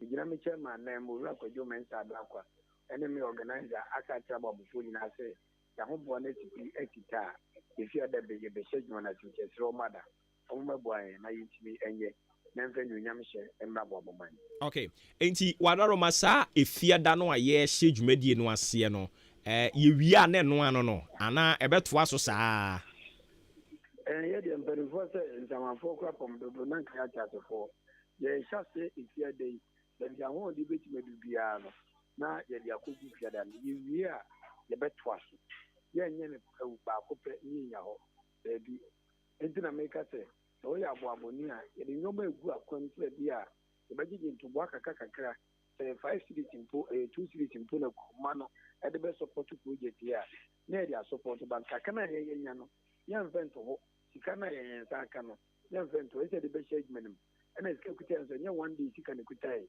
ebetumi da yɛ adwuma kakra yɛfɛ sɛ ade sika no yɛnya no etwa sapa de to sɛ kakra na aboaboman yɛbɛbɔ odwa yɛyɛ correction wey di 1 city 2 cities bae no ɛne de yɛnko man so yɛde ahyɛ mu no ɛno ɛne yɛde ba bɛhyɛ adwuma yi ase na ɔma wu sɛ a mmeranteɛ no maba wɔ ɛdɔm ka so mbɛn no sɛbe na ɛnyɛ na ada bi no ɔmbɛdaadaa aboaboman ne mmom no ɔmo wɔ pɛpa ɛwɔ kuro no ho bɔ sɛ kuro no mpuntuo yinyɔm kakra yɛ nsa kɛyi sɛbe kakra yɛ nyinaa yi abɔ nka ebɛtumi de ato biribi adi ana ebɛtumi de ataato ade ahyɛ nanso yɛdwe yɛ kuro mu ho ne yɛ kuro no ho ne die ne ne mpɛmpɔsoɔ nti no ɛne yɛhyɛ aseɛ nti nyɛ sɛ bi a yɛyɛ fia dɛ ne ahwe akɔda fɔtoɔ kakra kura yɛ no ɛnyɛ 1 day job sika yɛsika bɛtumi yɛ adwuma kakra na yɛhyɛ aseɛ efiada wei na yɛhyɛ aseɛ okay ebia na obi tie yɛn da no a ntoa didie ne kɔ so na onni hɔ afei na ɔpɛ sɛ wɔn nso so eyi ne deɛ saa no ɛhenfa na wɔde bɛfa ɔmo ɔbɛda ase nokotro do sɛ ebia na da na yɛdi dwuma no nipa bebree nso hyɛ bɔ ebi mu nni so ebi mu nso hyɛ bɔ a ɔmo adi so nti yɛde ɔmo ma hyɛ bɔ ɔmo adi so na ase na ɔmo ntumi nni so na so ɛbɛwurade mpa sɛ ɔmo foto mu bɛyɛ du na ɔmo akae sɛ ɔmo ahyɛ bu bi a ɛso ɔmo di so nti obi yɛ interested na ni so de yɛpɛ sɛ yɛyi na ɔpɛ so ɔbɛboa a ɔno obɛtumi aba ahenkan fam ɔba a okohu aberanteɛ fɛ no kwadwokuto a ɔnka sɛ aboabo project no ɛna ɔba ba bɛtua na ɔno nso de aboa ma di kan ka sɛ ɔman kyekyere ɛne kuru kyekyere ne baakofoɔ na ɛyɛ na ana ɛyɛ me ya sɛ yɛ politicians no ɔma sɛ yɛ adwen na ma yɛ nyabe ne dɔm bia no yɛsusu sɛ sɛbe amanyɔni baako pɛ anaa mc baako pɛ ɛna yɛ nipa dodoɔ yɛ dan no sɛ bɛyɛ kwan yɛbɛyɛ school yɛbɛyɛ hospital nipa baako fo ntumi nyɛ sɛ nipa ɛwɔ aboaboa bebrebe over 10,000 population sɛ yɛka sɛ yɛgyina obi ayi 10 cities obi ayi 5 cities obi ayi 2 cities a ɔbɔba nka wobɔ nsɛ yes ɛnu mfie mmienu mfie mmiɛnsa mfie nan kuro no bɛfa no to ampa deɛ ɛfiri nti ɛdeɛ yɛbie yɛ apɔn de ato na ɔbɔ deɛ nti a yɛkora no yɛbiem sɛ obi a mɛboa ne sɛ yɛnim sɛ yɛnku ma no nkɔre ka sɛ yɛ aboabo kwan a yɛntumi nyɛ yɛbɛyɛ du baabi agya hɔ base kumu no nyina ba bɛtaa yɛkyi a ɛbɛboa na kɔba saa nso a baakofoɔ ntumi nka sɛ me na mayɛ aboabo yie me na mayɛ aboabo kwan me na mayɛ aboabo school me na mayɛ aboabo toilet nyɛ sɛ bi asɛ no meka tumi ho ɛne so wɔta closet a mebɛsi ma aprayifoɔ no ɛyɛ mmea na mede me sika yɛ den ɛyɛ sɛ meka a mɛka sɛ me na meyɛ but deɛ yɛyɛ mentumi gyina baabi a nka sɛ me wɔdi anka kɔ abrɛboa me na meyɛ aboabo gɔtɛs ɛnyɛ no korɛ sɛne sɛ wɔadi me taku bae wɔadi ne sempoa bae na saa nso na yɛde kyekyere man saa na yɛde kyekyere kuro saa na yɛde wɛre man nti obi yɛ interest sɛ ɔmo sadeɛ yɛ ade pa ɛnyɛ amanyɔsɛm ɛnyɛ ahensɛm na yɛkuo no mpuntuo deɛ a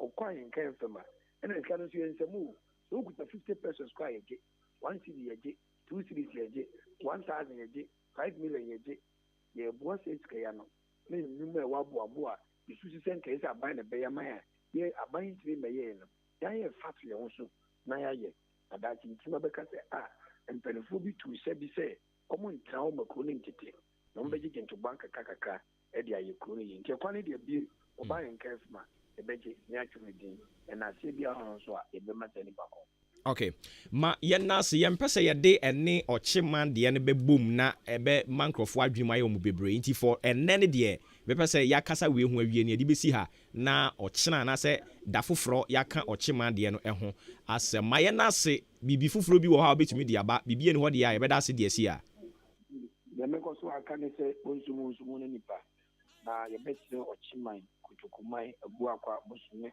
ɛne ɔman Ghana baabi a yɛnka mfam du bia sɛ ɛberɛ no a ne yɛde yɛde to nipa kakra bi sɛ na moma buntu badakam moma yɛnkeka yɛ wo mom ɛna yɛ mu gyidie sɛ deɛ yɛpɛ sɛ yɛyɛ biara no yɛbɛtumi ayɛ dɛn ayɛ ɛno na yɛahyɛ aseɛ ɛno ɛna yɛahyɛ aseɛ nti deɛ ɔwɔ akoma pa no woyɛ ɔhene woyɛ ɔhema woyɛ MP woyɛ MC woyɛ kuroma ba kurom hɔ ne yɛteɛ ma yɛyi saa ahensɛm ne politics ne ɛmfiri issues a yɛ development a na wɔgyidie sɛ mfie no mu mfie du bi akyi na ɛbɛka sɛ anammɔn a yɛtu yɛ sɛ yɛtu anammɔn pa na onyame so bɛto nsu pa ɛde agu so amen amen ɔpani ma yɛna ase ne yɛmfa nsi ha biribia ne yɛbɛsan ba bio mu magye mekɔ akɔdi mo nti ɛwɔ no sofoɔ yɛ na yɛ tomatoes woyɛ Ghana tomatoes ɛnyɛ Burkina Faso deɛ no bia okay yate ɛyɛ na wakae yɛn despite na ɛma yɛ no ama yɛ nti odi ahenkan mmienu ha bi ma ahenkanfoɔ a na gye sɛ ɛsi hɔ a amonkɔ da nkwanta nkɔtɔ local rice ɛmɛ mena medi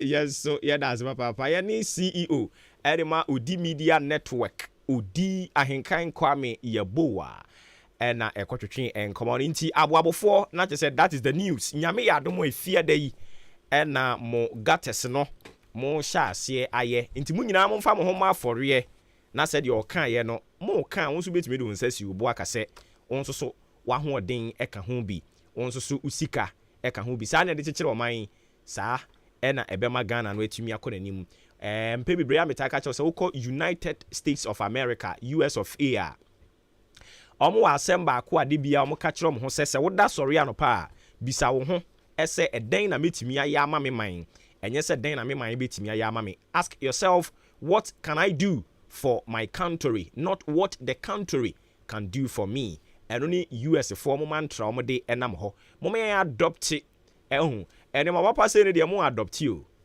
ɛne ma papa sɛ no a yɛ na western world no wɔn mo yɛ no mo adopte tisenka obia manage economy ayɛ tantantan no wasi fam sɛ na mesisu sɛ menim deɛ ne menyansa ne betimi aboa ma economy no akɔ n'anim but me ba ya me behu ne yɛ no menyansa ne menim deɛ no entumi ɛne ntimi de dibre na to hɔ yɛn yɛ Ghana ha obewu ada so but ya na yɛ nwanwa sɛ yɛhwɛ ahopepre the swiftness a na wom as at the time a yɛsi wura boakye agya akɔ wako sinsan nneɛma bi ɔmampani bɛka kyerɛ Ghana for say he was misled. We heard the swiftness and a womb ayade eyi na di.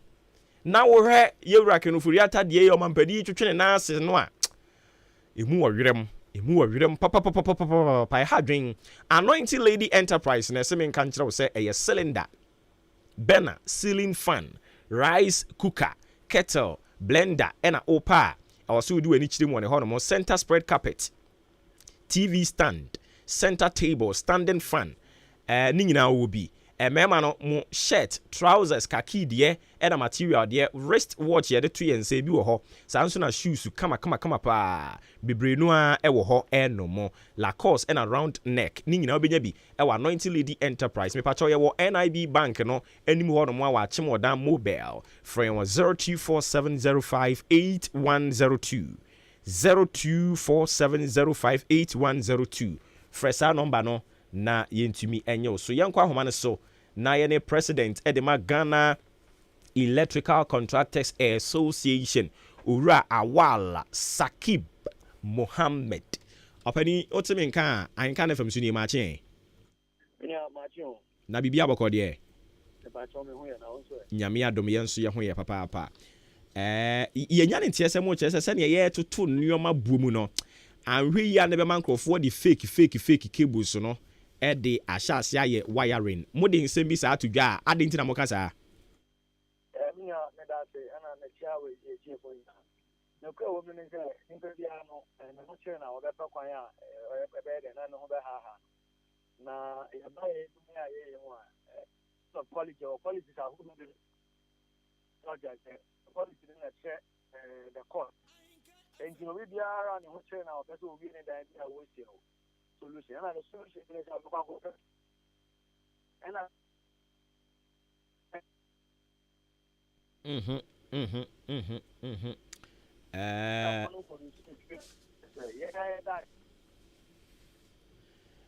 Mr. Walo Timinka. Jina so ho ne san frɛ wo ba bia wugina no o line no aye bibia wo ho. Oh, okay. Nti ayi mon san frɛ ne biemu mom na yɛmfa ne mmra homa ne so nti we say ampem adoye danso or say we live ɛwɔ Shell filling station ɛno no wɔ Nkwantanum ɛne ECG office no na edie ne hwɛ ye Shell for de sɛ me am nkrofo a anopa me kyerɛkyerɛ mu nyinaa sɛ mo mpom bɔkɔ de Shell for mu yɛ too much nti ɛgya danso mate sɛ wayi mi asotire Shell for nyame nhyira mu nyinaa ɛne other filling stations na mo abiebie mu nyinaa nyame nhyira mu nyinaa anopa bia mo fa nto baabi a nokore kasa wo de kɔto baabi a mo nunu mo ho sere a wanhwe ya na wuhunu the true state of Ghana but opo so wuhunu the true state of Ghana fa to ha ya yɛbɛka ne sɛ ne yɛte no a ɛde akyerɛ wo yɛbɛsan akɔ ahoma no so ɛtoto fa so ho nti wo de check hwɛ AHENKAN933FM Asatec Roofing Company enso so new ɔbaaya wonkuta wonkura okura de nsam kyɛnse a yɛde bɔ dan so tie ha yɛwɔ long span roofing sheet products ahodoɔ bebree no a sanding seam wɔ hɔ self lock IDTIBR ne nyinaa bi wɔ hɔ no mo a 0.3 mm ɛkɔpem 0.6 mm ne nyinaa ɛyɛ sizes ya woba wo nsa bɛka standard roofing sheet no nso 8 feet by 4 yɛwɔ aluminium aluzinc galvanized colored rubber yɛwɔ ne nyinaa bi wɔ ha ɛna accessories no nso yɛwɔ regi caps yɛwɔ rain cutters yɛwɔ valley cutters side stream emprengo no ɛfiri 14 kɔpem 8 inches no nso yɛwɔ ne nyinaa bi wɔ hɔ no mo a colours no yɛwɔ colored nails yɛwɔ wire deɛ wɔ hɔ ɛdɔɔso bebree yɛsɛ yɛka adagye bɛbɔ yɛn dan so a wɔasi awie opɛ ɛpono de ato ano a China Turkey German metal doors sizes ni nyinaa bi wɔ hɔ no mo wooden doors ɛna plastic T&J yɛwɔ ni nyinaa bi 20 years manufacturing defect warranty ɛna yɛde ato so ma me nsan kɔ ahoma ne so mmra na afei yɛmra mɛtoa so nti agya awa na ogu so a wo kyerɛkyerɛ wo nsɛm mu ɛde kyerɛ yɛn yes I mean ananti de na me pesa me kyerɛ no ne sɛ bi onipa bi a ho kyerɛ wa obɛ yɛ de naturally obɛ pɛ kwan a bɛfa so a ho bɛ ha na yɛn yɛdwuma a yɛyɛ no yɛba no the kind of materials a yɛyɛ no yɛwɔ different qualities and you know qualities no nso no is determined by the cost most of the time nti obi wɔ hɔ a ne ho kyerɛ na o pese o wie ne dan bi a wo si se bi o akotene mu a ekwan a obefa so obetime wie dan ne so obekwa akopɛ materials ane bo ofom ene mpempi ye de no de ne bo ofom ne ye de ne enye papa enti se wo de ade a enye papa nso ye wo dan a wa wo da achi na ye de wo de to wo de o put in at risk. I see. Because my main kind of control, electrical insulation, what them no. It just constitutes them 10%. And I was ne boy 100,000 Ghana cedis. Electrical ni na just 10,000 cedis of a dino. Nika. But that electrical 10,000 na a yanka 10% of the 100. And you bet mama wash it dani na. Engineer is 1.4%. Electrical ne be anka be yanka so be a compromise on that. Men catch a cotton your money board because socket you were very good socket. I'll bet you 25 cities, and I were high end socket. I'll bet on over 100 Ghana cities. But you catch a cotton 100, but make sure that you're autumn and you be and your crown buy a minimum of a certain minimum standard socket and that's a wire. And a wire no, if the electrician now way with man, when in him deal the who the wire win a papa and that's a wire win your papa because. Why a dear papa is standards authority that determines that. But then no because they are age man channel. Your experience I used to me do the way and as a way yet. I see. Matu ase pa just say wo say because of say niema boy den no wan wi anan crofo bebre no abeko fadnia e wo fem na eno no sa no susu say den ye fa ho a e be yie. Yeah, and him said the only way to stop the influx of inferior materials, ASS Standards Authority, best start I need to see the Senate pattern, and on is the solution. But then, on now what at the end of the say, so Obia Mana in the Jumamana, one electrician with him. The electrician with him, say your experience and now I got to be with me on himself as a material way and your papa. When yet. Me mama client client. This is very, very important because it's a car. Car papa says na the old driver own him or investment now or risk no. Engine number one, a be here so beto your mapa. Number two, be here so the bema electrician would him de. I see. But at the back of the Ghana Hano, Yakwaya say Ubia Peso BT cost. Unyamo obi estimate no apesa okojina okokrum no kotono ade ona okokrum akotono you don't have the author na ade no a businessman you are interested in cost one also is interested in your money enti onya hu enim obobo bi na onya hu enim se onim asesa na wo pe the cheap at the amount enti ade mama wo be so ade abefie ade abe wetuma na wo ankasa na wo ye den all risk invest all risk okay ebe yanka o electrician no enye kra o de ene ne nko na one team can just say that we and I say yento way my yento way very, very important in determining how safe your investment, which in this case is your building, is. Okay, I think sir this clarion call no very laudable nti my mom abaso na momani nsi ha ewumu anama san kaka because ye ni pay the refree ewe yen ho na because of said ye niam mu ayedin said na wo ka no o ene ma minto we ye bi ebetimi ama nea wo abɔ kaye no one day beje wo nsam nti omu afutu we no na mama na ba yenso ye meba mo ho ne ama mo platform no na mo ne Ghana fo akasa anopa yi me ye na ase amen enti yani ora awal Sakib Mohammed president of the Ghana Electrical Contractors Association na ekoko kasa ye no nti we ye futupa moma yemfa ahokyere no ho enkototo inferior goods bia wanhwe ya ochine bi no na akofa ha kese dia bro nti eno no yenhya ne nso na yemfa entutututu yenho efo yebekọ yanim efin kansa de no na bigusu ameka ho asem de akere nti wo mo wo dos no asroto kama wo ba won sabe kan de na aboa eno echi nso ye san wo blog factory na eho no dwuma ye die nie a free 4 ekopim 6 inches blocks no sabe ka bi your horo block wo ho edoso ye supply enwia na aboa ye de esi edan enchensen ne de ukọ ewodan ye ne Kia lorry station no ene di animhwe ɛwɔ market dwa kɛseɛ no akyi hɔ saa nso na wɔkɔ tema old CMB cocoa warehouse wobɛhunu yɛn ɛwɔ ɛhɔ ɛnom 0245979311 0245979311 ɛhɔ nom ɛna wobɛhunu ɛyɛ AHENKAN933FM Asatec wofrɛ wɔ mu a wonom bɛbɔ nkɔmmɔ kamakama AHENKAN933FM Asatec wɔsɛ total solution of any roofing BM audio solutions nso nie ebia na yɛ outdoor speakers bi na awɔ na asɛe bass combo guitar land arrays sɛdeɛ tie bia ɛyɛ adeɛ ɛna fa electricals ho speakers ho na asɛe ade fa bro besiesie di ama ho digital ɛna analog consoles no so besiesie ni nyinaa kama di ama ho power amplifier asɛe obesiesie voice coil ɛno nso besiesie asene yɛne Aegis filling station edi anim hwɛ frɛ yɛn 0243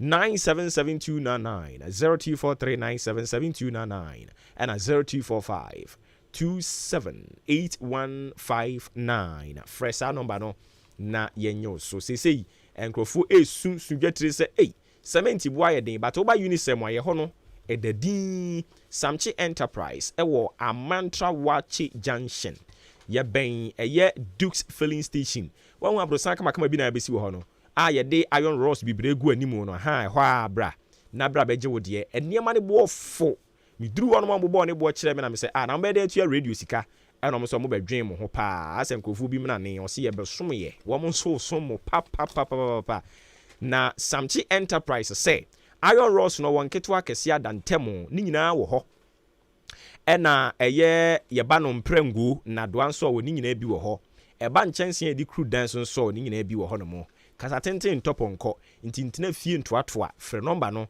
0243 583190 0243 583190 ofrɛ saa number no yɛ mesin wobɛtɔ bags ne bɛyɛ sɛ aduonum 50 ɛne ne ɛboro saa kyɛdeɛ no dɔso onsa ɛbɛka wo deɛ yɛwie ne saa na sɛ ahododoɔ ba yɛbɛkɔ Jubilee akɔgye ayaresa wɔ hɔ Jubilee sɛ menka nkyerɛw sɛ wɔhwɛ nipa enti sɛ bi a ohododo pɛ sɛ wobɔ fa wɔkɔhwɛ wapɔmuden a yɛbɛyɛ ɛde ama wo ɛwɔ sɛ yɛgye wo to hɔ nso a yɛbɛyɛ ne kama ɛde ama wo ebia na wakɔ hospital bi sɛnea yɛwɔ ayi no yɛde wo kɔ ha ne yɛde waba ha yɛde wo kɔ ha ne yɛde waba ha mepakyɛw bra Jubilee yɛbɛhwɛ wo laboratory test bra bɛyɛ test no nyinaa bi blood group test ɛna family type blood no bra ne yɛnkyɛke no nyinaa mfa mma wo ebia na abofra na ne tifi ona na tena fie akyɛ wohwɛ sɛ de akwala ne yɛyɛ ne ho no a wɔnhyɛ da nsɛw ɔho bra ne yɛnkyɛke DNA sɛ ɛyɛ ne kwan so ano no ana oyire owie mu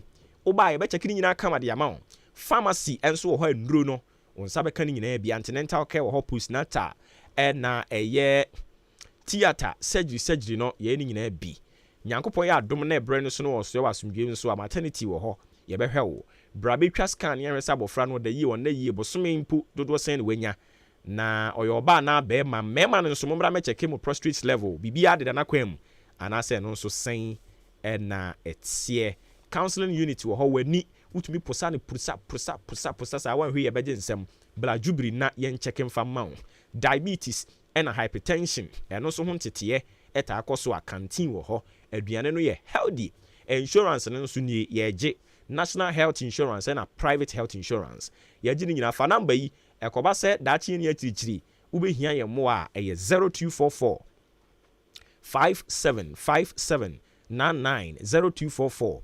575799 ɛna 0241 784645 0241 784645 ɛno ɛyɛ Jubilee Hospital wɔn number ɛna mede ato dwa ɛde ama wo no abusua companies yada roma ɛna wɔn abusin pm yɛgyina so a yɛn so anya ahoɔden aba betena nkonwa bunu so a sisi yɛde tena primafo yi ase ɛna yɛnya yɛde sommo na baabi yɛduro no yɛbebu yɛn nkɔmɔ no kɔɔfo kakra ne akodi apomuden ho nkɔmɔ ensoso kakra so ate ase onim sɛ bosom wie nyina yɛ yesi hɔ no mo a yɛse ɛyɛ breast cancer awareness ɛna egu so a ne yɛ create ɛno nti kura ne fiada yɛ ne Jubilee aka bɔ mu a yɛse maa no momra na yɛhwɛ mu no fu no ɛmfa ɛma mo health promotion officer Bremu Central Municipal Assembly Owura Ebenezer Sian ɛwɔ ha saa nso so na yɛnua baa Teresa Nyameche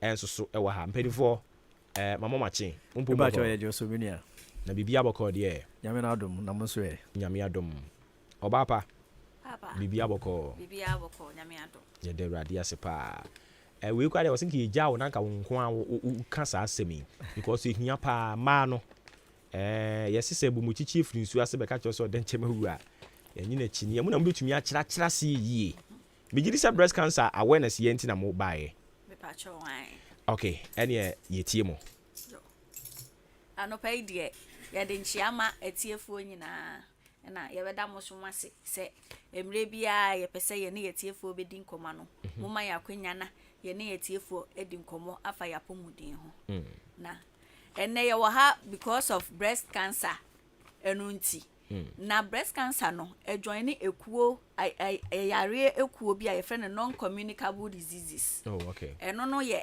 ayare a yɛmfa nwo na yɛba asase su a su ani nnwuma die bi a ebi a yɛbɛba abɛyɛ ana sɛ ebi a meyɛ ɔbaa nti ahosuo bi a o join ni enti a yɛbɛtimi anya yɛ asa ayare no na non communicable disease a yɛka ho asɛm yi yare a ensae enye yare te sɛ ebi a covid anaasɛ cholera anaasɛ polio a obi wo bia na ebi a wudi na gyan na na bia ne hunsuo ebi kan anaasɛ oso bibi mu na oso mu a ubenya bi saa yare kuo no enti saa yare no na yɛ non communicable diseases no na breast cancer eso ka saa yare kuo no ho yare no edosu bebre na meja ama me boss ama ono so abobɔ so bi okay yate enti na da sian papa yenti we yo me da sepa e be chiatifo ina so bio na yada mo ase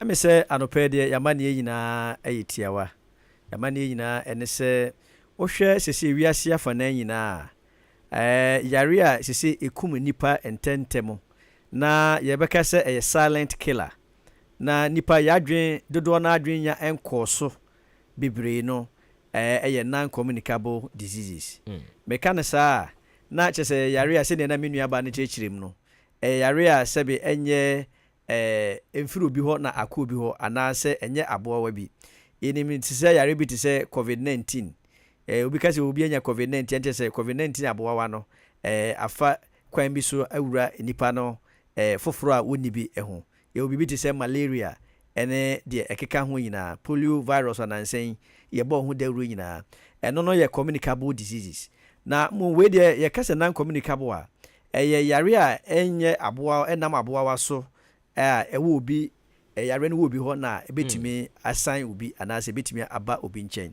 na mo niema be se mienu se obi wo ho bia na family history ebi ti se bia hypertension ebia ye wo no ade a yare no ewo saa ebusuani mu enti obi wo ha se wanhwe ne lifestyle ya oboso betumi ayini anase obi duru pepensu bi na owo saa yare ni bi eti ye wo saa yare no ahoduo bebre ebi ti se stroke hypertension diabetes breast cancer ubosui eno so eka ho bi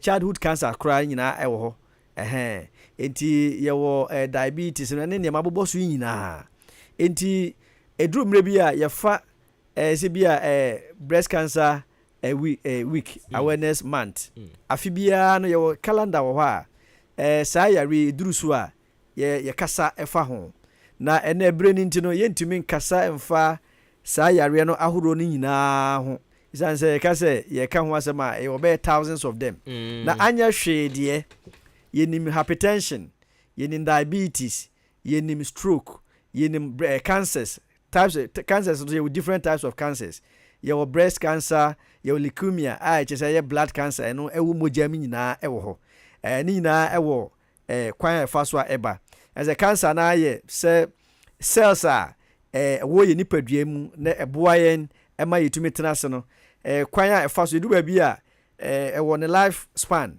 I say di brebia enu firi o mafoforo so ye den eba be replace but be hu say obi owo sa ha be hu say na cells no kwan fa so enyini anase multiply no na eye bebre na enante ko honamdua no bebre na enu na ko fa breast cancer no ne leukemia no ne sa other cancers na akani na eden eba eti na ye botaye pa ne se non communicable ye pese atiefo nyina hye ne so no munhunu se ye bobo so breast cancer ne ye keka hu nyina hypertension diabetes obi wo ho a onyare yesi o no na onyare o nso sebe ade chi yate asembone aha ese se niema bi ye den ekoso honamdua nim endi a friend say silent killer ebetimi age wonkwa afuru nsemu a na okura wunim se bibi sa ye den enam kwan so ba enti apomuden yaka bom se sa yare no se ye fa ye statistics aye hunu se ye ba se bia asthma nipa dodo sei na bia afi eku omo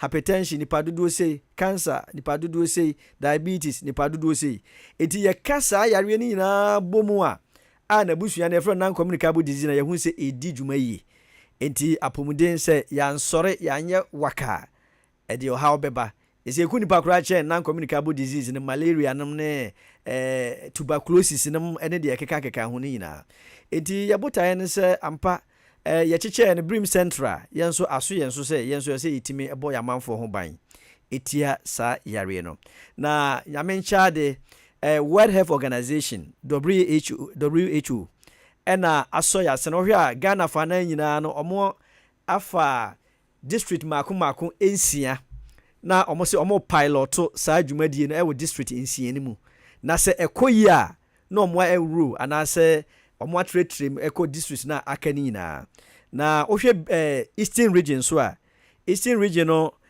babia omunya ye nyina ana babia omo select ye no so eye brim central na je se yetia ye pa ne se nti na o se ye bo non communicable disease no ho edawuru eninti ohwe a meka se sa district insiana the whole Ghana ye di kan ya chusu no se ye de ye ahwesode no na ekoyi a omo de district na aka ho no ohwe brim central ye bo ye ho modin ye pa ni na ya momoa amoma ye kwan ma ye ba radio so ebe ye nkyekere na atiefo nso etu ho anamon enti yade wiki asio efire ne wukua dai ye hye babi mpo ye hye ase enura jadam se ye hye ase enura efiri enura benen ekwa kosi ne juada na ye di sa adwumadie na ye bota ye nyina ne se ye screeni obi bia we enye se wo yare na wo ba hospital da bi na mom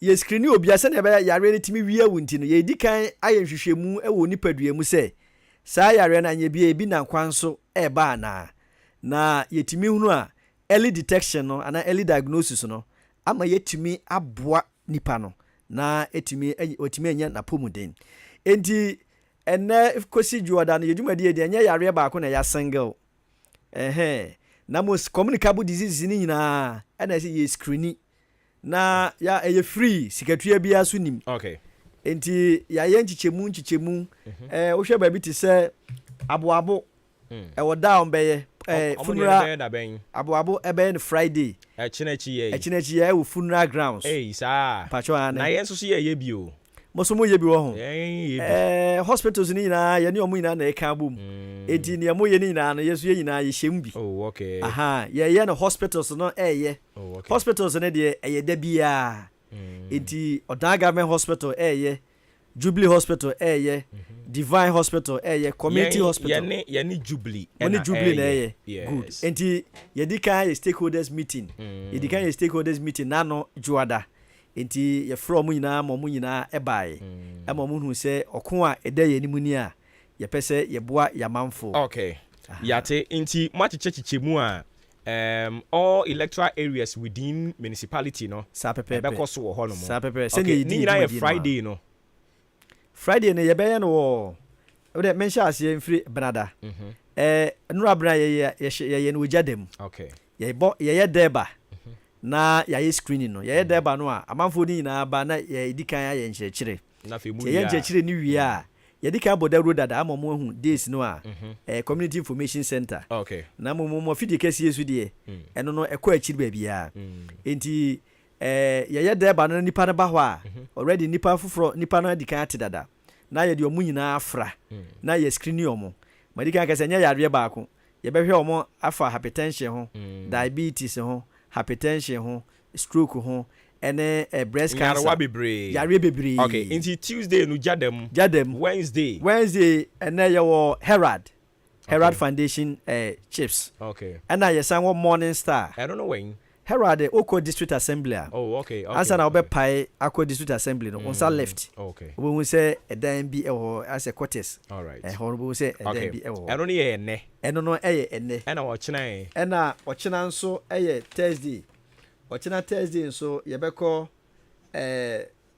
Jamaica yebeko Jamaica okay wo chena Thursday no na yebeko EPL nso eko Jubilee also na yes yebe mountain ewo ho okay ya woda no na Friday aboabo okay funeral grounds ho na isem so Friday saa eno so no omo ba bi a yetena yebodwa okay wo facility no animo ha okay enti ho so na yes yebebo saa edwa Saturday nso Saturday no Nyankuma su ahembro no okay ene South Town na Sunday omoso ombeye ena Sunday yebeko adotei okay adotei ena Monday a yewie no Akim State okay ene Salem yedi omoso ebewie ewo ho yate yeda ase bebre nti abusuafo obi amfa ne ho nhyemu bi yebre ne kɔ dada nti yebesre na maame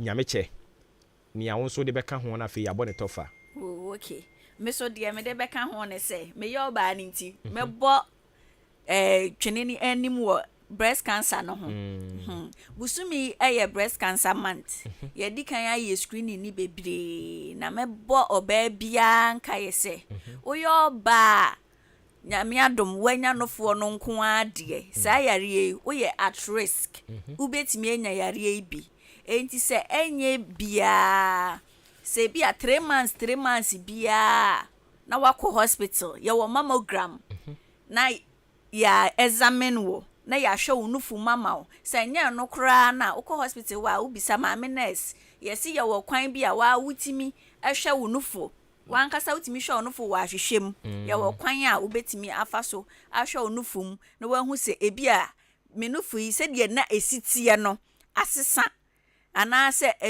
adwua bi wom nti yema no ma ye nyina yemfasa breast cancer entum because ewo ho eku yema no dodo na pa okay nti elder say mo ye nkyerɛkyerɛ na ya mo de de ebi aye ne da ne ne okɔ mu di mfoni ne kyerɛ wo mo so mo de kyerɛ wo na ebo bi mu hu nse Ghana de bibiri no a hu ya ofo se wo boa okay eti kakra me de beka ho no se pese tiefo nyina enya no ehye ne nso se dwumadi a yedi yesisu bio se enye obi a oyare ena yese brana yenhwew na momu oba ye hospitals kra ya lebu ba bi se wellness clinic kese obia timi eba ye facilities ba bia hospitals ne enkitu mu aka yina na oba ho nso a ye be screening enti first obi wo say me pese me be kekere me nsa hwe me pese me be hwe me sugar level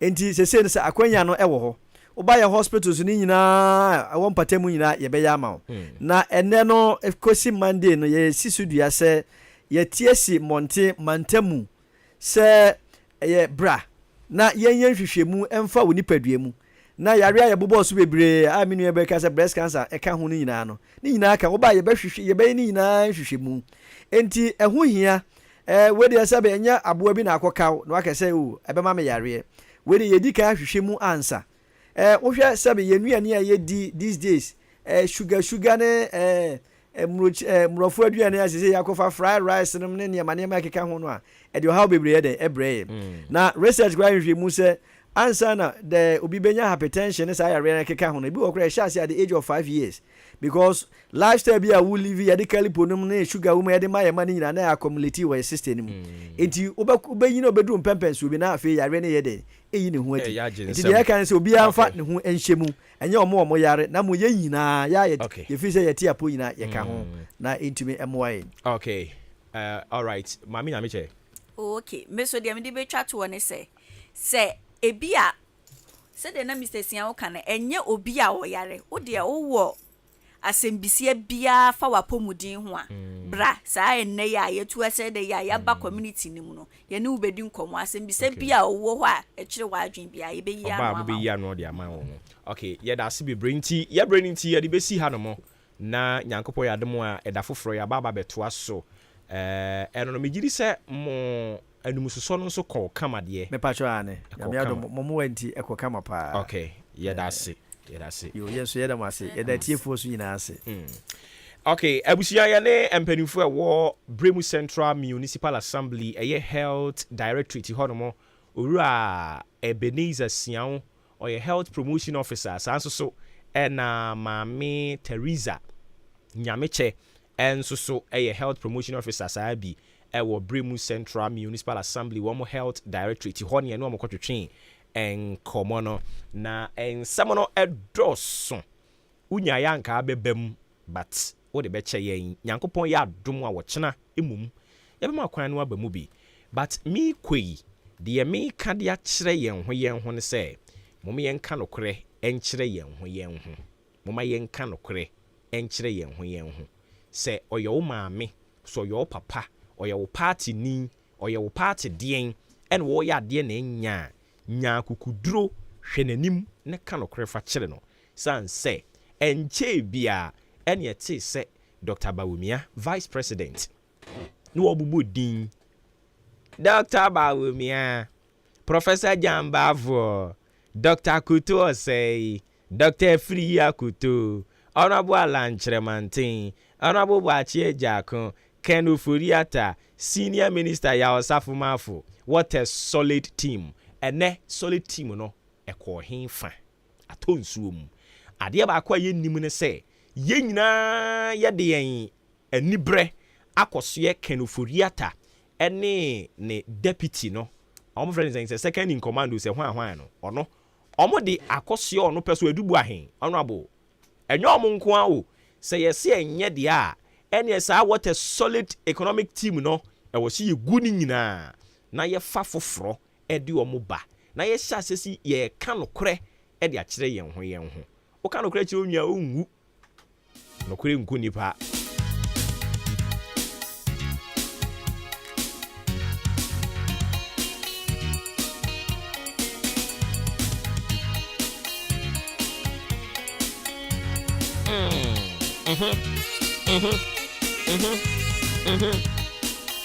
Muamode mo messages by Nyankopon kam ho Enoka Sama kese Ankama Foster Amisco Spelele Kaswa Amweni Fita Eric Buedi Kweku Buedi no Bosheba Misty Goso Insuraba Nelka ene mo amakaka ho Parisu hum Nyankopon kam nyina mo ho ne etie ne se ebre ne ko ene ntie ntimi nkenkan ekofo so frepa ebre ne ko ntie ntimi mfa munyame ya adoma wo kena de be hyemu amamo na fi wa frɛ why china crowd you benya ni mienu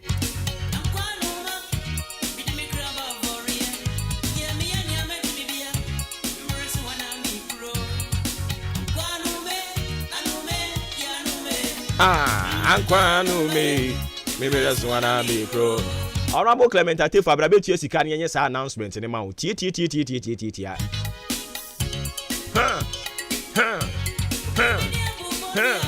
Mami fast dan komo di an kan kwame ye bo adwempa hini Kofi Mensa Kobi K and a Billy Man meeting Obuoba Ofori Amanfo Nyankopon ya admo ye besene hia wo kina ne ko yi o ye number frɛ ne boya baso di anko yi atwa adwen si so na te ase mami se e nipa na efom e nipa ne de che ye wore da se kina ye hwe